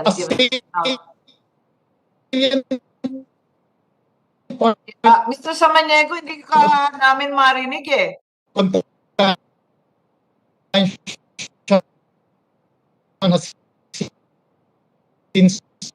Yes, if you could just do something about your audio and then we can go back to you. In the meantime, Director James Jimenez, please. Yes, Madam Chair. Thank you very much for the opportunity.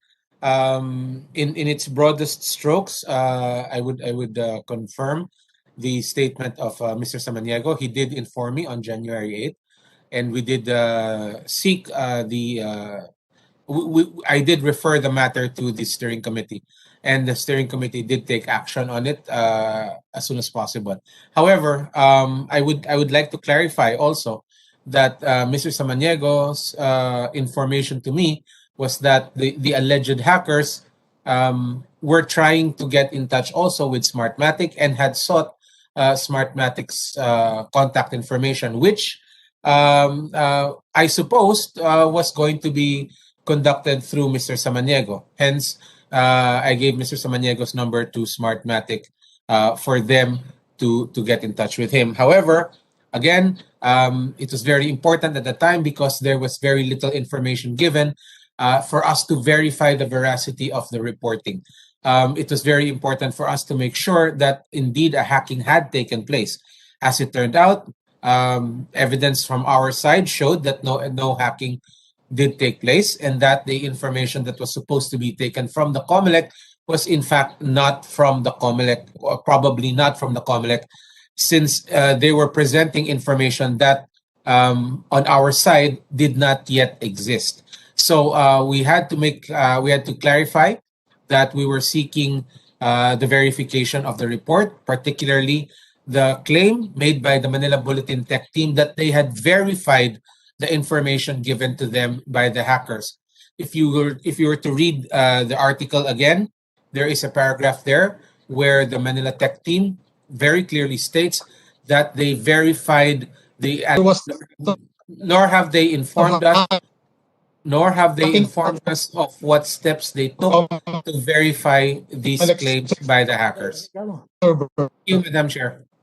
Thank you very much. So the position of COMELEC is that no hacking occurred. Is that correct? Yes, Madam Chair. And that is not a repeat of what occurred in October 2016 when personal information of various voters, upwards of 55 million, were leaked.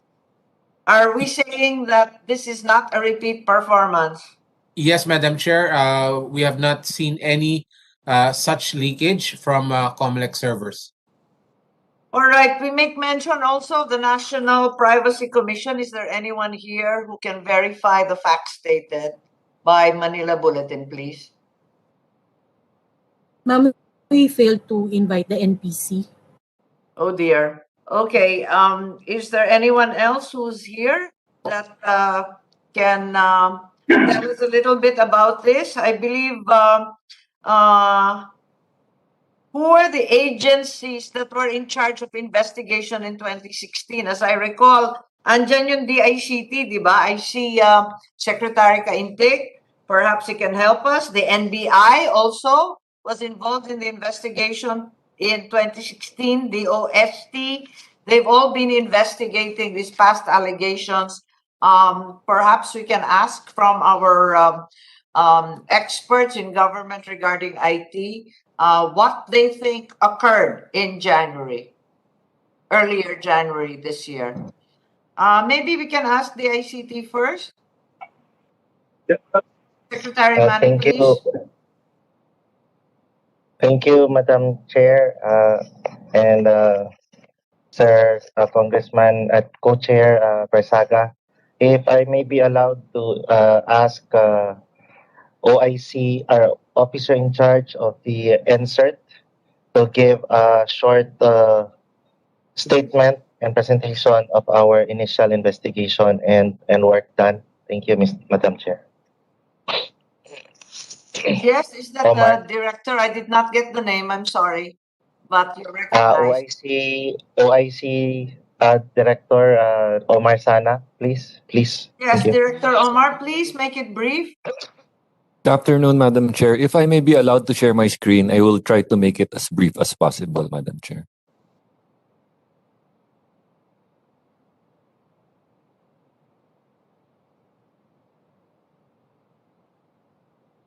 So, Madam Chair, on January, COMELEC and Manila Bulletin. On January 10, as soon as our incident response team monitored the news, we already coordinated immediately with the COMELEC IT department. Okay. And then on the same day, COMELEC IT department told us that they're looking into it, but the preliminary findings were that the files which were alleged to have been accessed, so configuration files, usernames, and pins, were not yet in our own infrastructure management bureau and our own government online services bureau, because the ICT hosts the COMELEC website. So it was not yet quite sure at the time what was allegedly hacked, but the report stated COMELEC servers. Based on our engagements, which are continuing with COMELEC, it was only the COMELEC server that was online, and it was being hosted by the ICT, Madam Chair. So your contention is that such data was still unavailable and could not therefore be hacked. Is that correct? According to COMELEC, ma'am. So, however, we did not just You're claiming to host COMELEC's website. the Was website, that ma'am. Yes. information available or not? You are, after all, the host. You should be aware if the information was already uploaded or not. So, Madam Chair, we checked with the GOSD. There was a claim that 60 gigabytes were accessed. That's right. We looked at the logs for around end of December until the time of the incident. There was no activity that there were 60 gigabytes downloaded. And in fact, the website of COMELEC is not hosting that much data, Madam Chair. So we determined that if there was a breach... It's not hosting any data because it's down so often. Lately, Madam Chair, there have been some enhancements to the website, Madam Chair, in response to this incident, Madam Chair. Yeah, So, you mentioned the OST. I'm sorry, Director. You mentioned the OST. What was their involvement, please? Ma'am, sorry, not DOST, our GOSD, Government Online Services Division. They're the ones who do the actual hosting of government websites, ma'am. I'm sorry, I misheard. Okay. So we requested from GOSD to really look at the logs and look at the details which COMELEC were asking us from, meaning look at who had access, was there any download activity. And GOSD and the Infrastructure Management Bureau in January 17 told us that they sent us the incident report with the details. And yun nga po, nakita, walang 60 gigabytes yung website. There was no activity na may ganung downloading. But isn't So- that the definition of hacking, that it's undetected? No, Madam Chair, whether there's an access, whenever there's access po of a system or website, there are log files po naman that will tell you, so this IP address tried to access and this was the type of access that they tried to do. So at least po for the COMELEC website, which based on our conversations with COMELEC, was the only system, according to them, that's online. We verified na wala pong 60 gigabytes na na-download. And the data nga, because the website does not have a database, so this data that was claimed na nakuha, hindi po pwedeng manggaling sa COMELEC website, Madam Chair. Now, Madam Chair, may I add lang? Yes, Secretary Manny, please. Yung purported din na mga data is not part of the information that's published in the COMELEC website. Ano po yan, ma'am? That's the iRehistro, which is temporarily down already because tapos na yung overseas registration. At saka dyan po ilalagay lang yung precinct finder. Again, hindi po yan yung data na pinablish doon sa concerned na leak po. Thank you po. Continue. Thank you, Sec. On January 18, Madam Chair, the CICC through Executive Director PPCRB, Executive Director Sino Cruz was present, as well as James Jimenez, and PPCRB, NAMPREL, NPC, DOJ, Office of Cybercrime, AFP, PNP, and AMLC attended po. And COMELEC reiterated that the data gathered allegedly does not yet exist, and it does not match data from 2019 because there was some speculation na baka this is old data. And then on the following day, Cybersecurity Bureau of DICT provided COMELEC with the initial information regarding the findings of the report. Yung nga po, yung access to the website, walang ganung data na nandun kadami. So yun po. And on January 21, COMELEC replied naman to insert on the artifacts verification. So artifacts verification is continuing pa rin. And then they provided us with a list of their subdomain names. Kasi po our recommendation to COMELEC is kung ano po yung hindi ginagamit na domains or subdomains or systems, let's try to keep that offline po para naman hindi siya pwedeng ma-targeted. Yes, of course. I mean, if they're not necessary, there's no need to expose them. So we call on Executive Director Cesar Mancao, please. Maybe have a briefer on what CICC has done with regard to the bulletin claims and the meeting that you had, perhaps. Was there a meeting? Did you participate in the meeting? I'm sorry. I think NPC did. I'm not certain if CICC did. Yes, Madam Chair. Good afternoon. Yes, Director Mancao.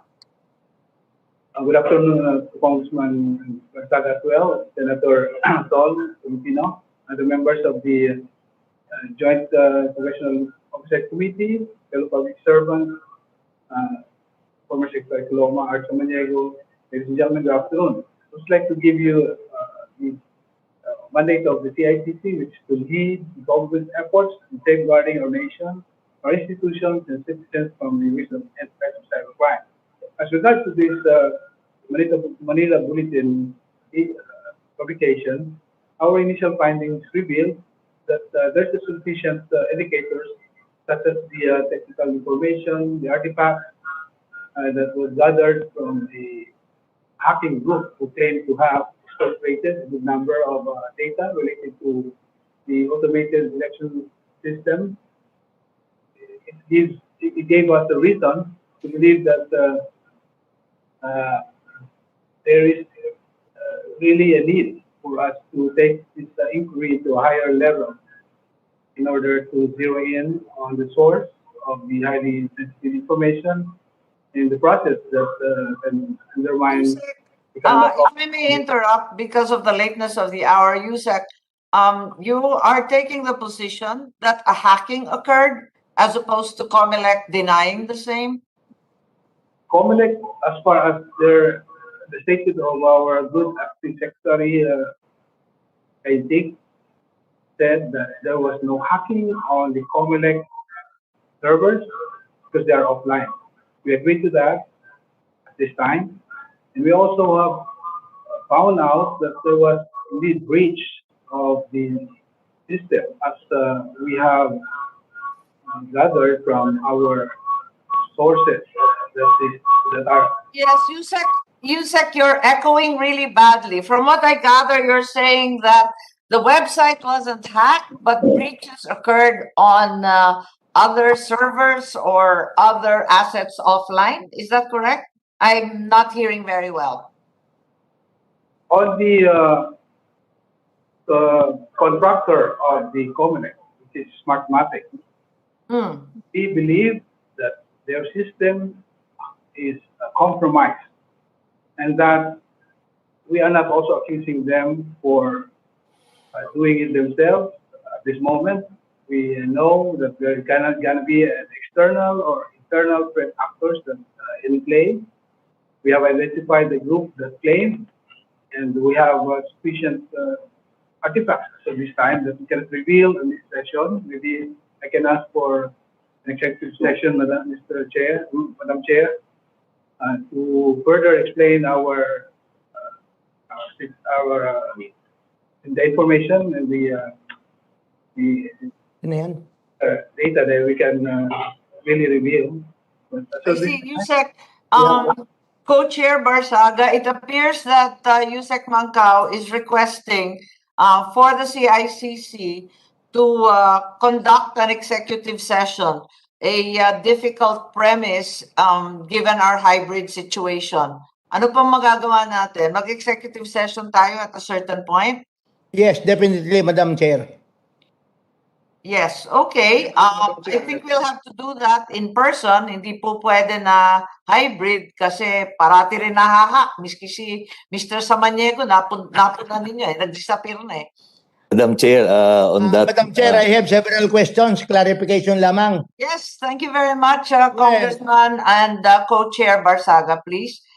Kay Attorney James Jimenez, you stated that the information is not yet existing in the system or records of the COMELEC. Yes, Mr. Chair. Accurate information. Yes, Madam Chair. Okay, next question. Will these statements or documents allegedly hacked, will they be in the future in the system of the COMELEC? There will be some, sir, that will be generated by the COMELEC. For example, the alleged hack contains PIN numbers. Yes, definitely, we will be generating PIN numbers in the future. Okay. Yes, sir. Okay. So it's possible, your answer is that yung ibang data na nahack na sinasabi ng Manila Bulletin, although not existing in your system, in the future, they might be existing. Yes, Mr. Chair. Assuming that these data are already in your system, would it be possible that it will be hacked? Based on the analysis of our IT department, Mr. Chair, that is highly unlikely, almost not possible. Primarily because a lot of the data that we have is off. You're saying almost not possible. Meaning to say there is a slightest possibility that hacking might be possible no matter how slim. I would not speak in absolutes, Mr. Chair. Okay, next question. Although these documents or data are not yet in your system, is it possible that these data are already in the system of Smartmatic? We are not familiar with the data that they presented, Mr. Chair. And also, if they purport to be from COMELEC activities, they do not match any formats that we use, Mr. Chair.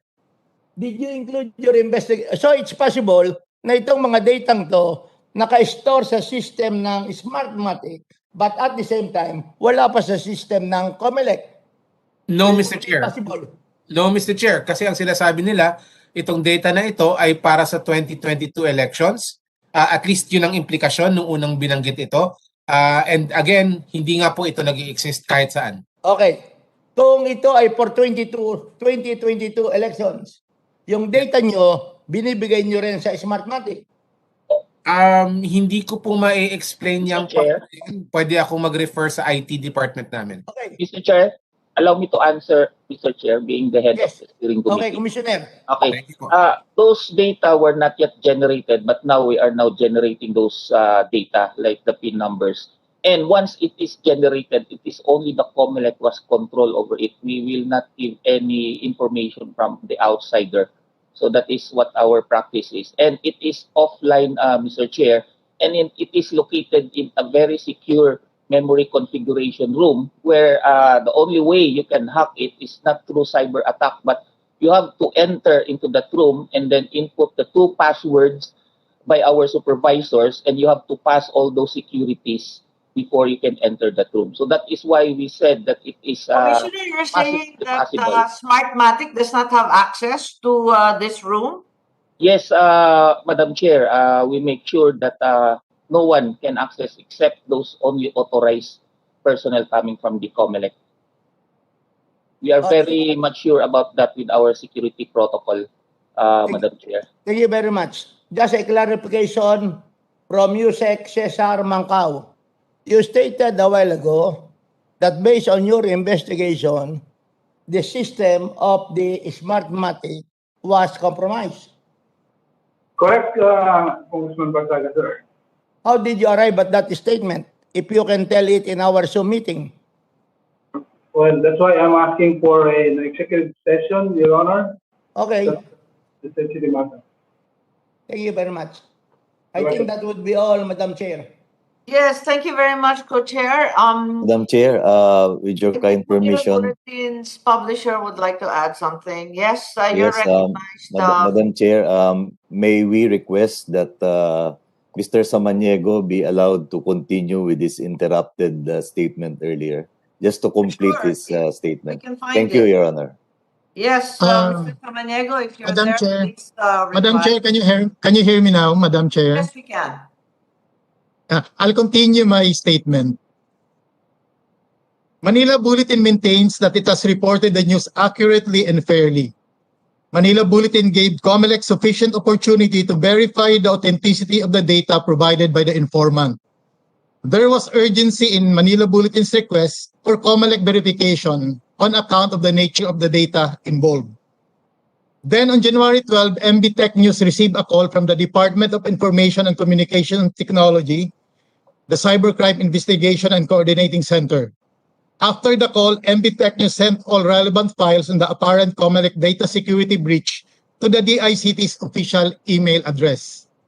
Subsequently, on January 25, I and representatives of Manila Bulletin appeared before the National Privacy Commission for a clarificatory hearing, the details of which is subject to confidentiality, and in respect to the National Privacy Commission, we best deem it to defer to their judgment as to the disclosure of the events that transpired. I would like to emphasize that Manila Bulletin reported the incident as part of its duty as press. The data and alleged breach are of paramount interest to the public, as it is COMELEC's mandate of safeguarding the sanctity and integrity of the election. Okay. As such, we gave COMELEC sufficient opportunity. Yes, Madam Chair. Yes, thank you. Is that all? Well, last 2 paragraphs, Madam Chair. Manila Bulletin provided COMELEC with an avenue and opportunity to explain, and when asked by the National Privacy Commission, we restrained from reporting further about the incident until the same has been verified by the proper authorities. Manila Bulletin is prepared and very much willing to cooperate with this team committee, the COMELEC, the National Privacy Commission, the DICT, and other government agencies to ensure transparency and accountability in the conduct of the forthcoming elections. Thank you very much, Madam Chair. Thank you very much, Mr. Samaniego. Who else would like to weigh in on this discussion? I think there are many questions. What's the level of sharing of information between COMELEC and Smartmatic is probably the burning concern. Is there anyone from COMELEC IT who can help me? Or Yes, Madam anyone Chair. of our IT experts here who can lend us some light? Allow me to answer, Madam Chair. Yes, Commissioner, Yes. please. Yes, Madam Chair, as we all know, Smartmatic is our provider in our AES software. So we use the old VCM, so it needs a software to run the system. So that is why we do a bidding process and they won the bid. So prior to that submission of this final software, maybe they will conduct as what the provider must do, conduct some their tests on their own. But we do not provide them informations. We do not provide them relevant informations, but only those informations available to the public, just like the voter, the project of precincts, the voting center, which is available to the public. So they do their own test and then they will submit the final last November 15. And that November 15, we still have to conduct other tests, which the COMELEC did on their own without the participation of the provider, except that if there are technicalities, issues, we will raise it to the provider to correct it. So that is why the participation of the provider is more on just providing the software itself. We do not give them informations, sensitive informations to them to do their own tests, but only those informations available to the public. So that is what the participation of the provider. So in the event that there are hacking incident, allegedly hacking in this incident in our provider, we are pretty much sure that the election is still intact because we do not provide them any information or any sensitive data information. And even the software that we conducted, the trusted build with this hash code being displayed or in the website and open to the public, we take control of that. And after that, we deposited it to the Bangko Sentral ng Pilipinas, the source code of that trusted build software. So that is the participation of our provider, Madam Chair, Mr. Chair. Thank you very much, Commissioner. To your mind, therefore, Commissioner Casquejo, all the precautions, security, and safeguards are well in place in COMELEC. Is that correct? That is correct, Madam Chair. And even after this hacking incident, we invited the NBI to do a site visit of our physical security of our warehouse, the Santa Rosa warehouse, just also to verify how secured. And the NBI's finding, even through the interview, they say that it is very secured. So if you want to get data inside the memory configuration room, you must be something like a mission impossible to do that. So, Commissioner, you're saying that you have adequate equipment as well as trained ITC staff to safeguard the elections, regardless of Smartmatic. Yes, Madam Chair, we have the ITD under the supervision of our ITD Director, Jeannie Floralita, an experienced IT Director since 2010 elections. Have you instituted any changes since the substantiated 2016 hack? With regards to the 2016 hack, the first that what the ITD did have the DIC to host the COMELEC website, and then yung ating iRehistro containing not iRehistro but yung voters precinct finder hindi pa po na-up. Those contains data information of our voters. Hindi na po namin na-i-up yun. That is under the DICT's website hosting. So yun po yung naging changes. And then even before our servers are not. I'm sorry, Commissioner. Both changes have more to do with the dissemination of precinct information than with safety or cybersecurity. Opo, You're just disseminating sa website po ninyo, pagkatapos yung mga presinto, maa-access online. Parang yun lang. Pero wala naman safeguard dun.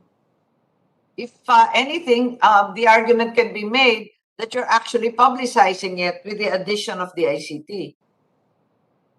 tama po, Madam Chair, yung ating precinct finder is ongoing pa po yung MOA signing regarding that one with the ICT. So kapag naging okay na po yun, then yung precinct finder natin mag-a-up na po sa website. Yes. Posted by the ICT. Thank you very much, Commissioner. Ang problema namin ng aking co-chair, ni Congressman Barsaga, pareho kaming may kompromiso ng alauna. Pero magtitipon-tipon naman tayo ulit dahil nga mag-executive session kasama ni Senator Tol at yung mga congressman upang makinig dito sa allegation ni Mr. Mangkao, ni Yusek, na meron daw kompromiso sa sistema ng Smartmatic. So, maybe Director Magsaysay, would you like to add something in public or will you await said executive session? Madam Chair, I believe it would be best, since it's sensitive data, that we await for the executive session for clarification of a lot of details with regards to this with my boss.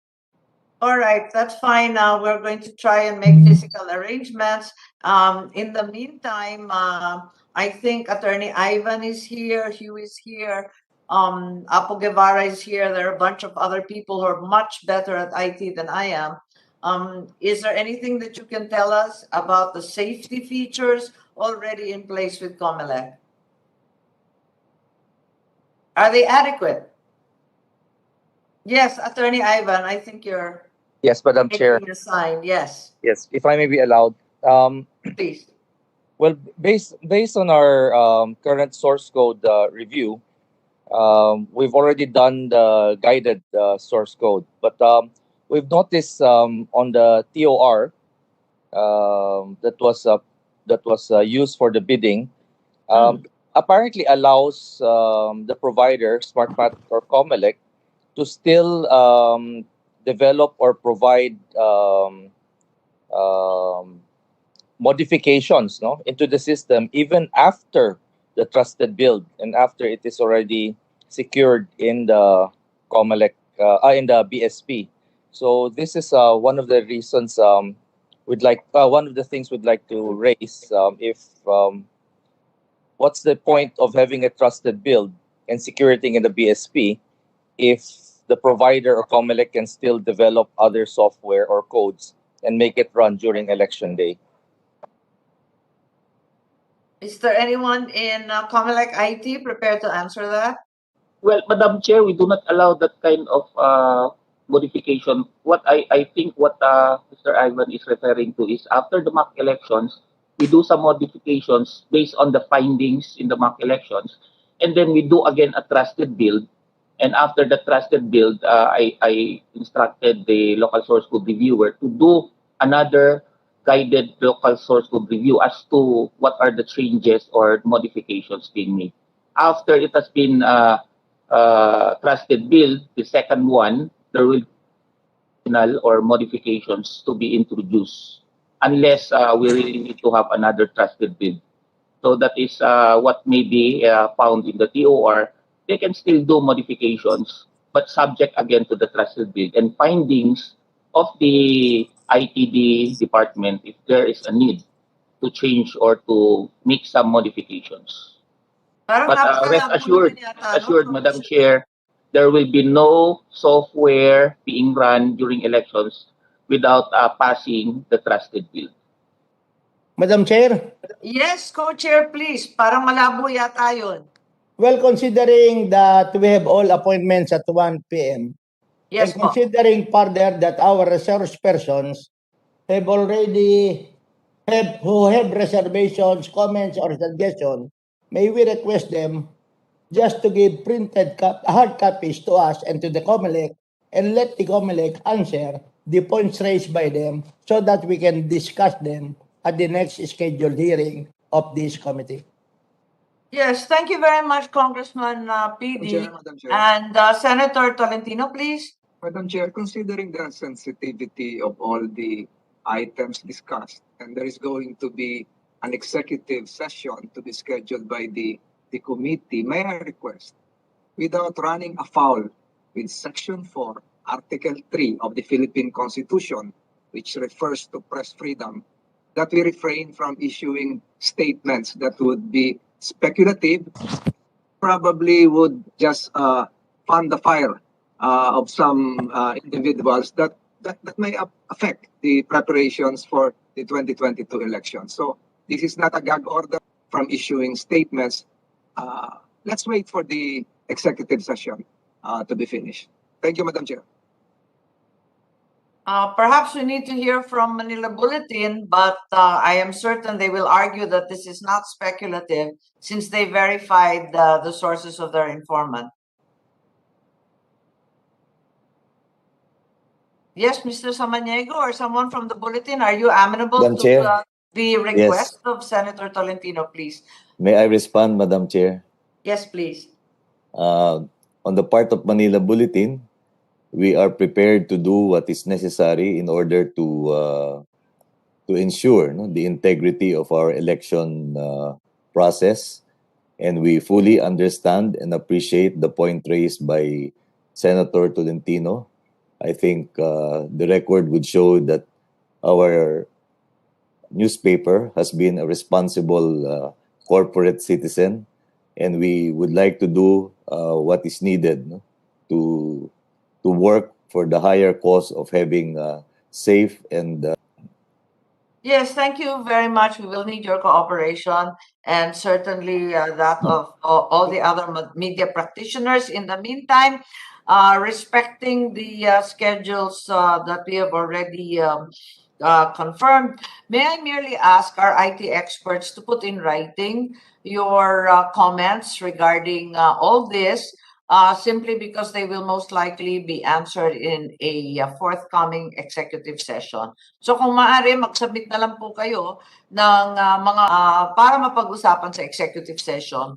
Kasi syempre, nag-iingat rin tayo na on one hand, we certainly don't want to fan the flames of doubt and uncertainty regarding the forthcoming elections. On the other hand, it's important that these violations of safety and security are addressed as soon as possible. So thank you very much. If that's all right with you, we will now adjourn, and we will schedule immediately an executive session, no longer in hybrid or virtual form, but more importantly in personal form. Kung okay lang. So on the part of the Senate, with the permission of Senator Tolentino, we herewith adjourn, and I await my House counterpart. On the part of the House, we adjourn today's hearing. Maraming salamat po. Thank you very much. Thank you very much. Maraming Thank you. salamat sa inyong Friday lahat. po. Thank you. Thank you. Thank you.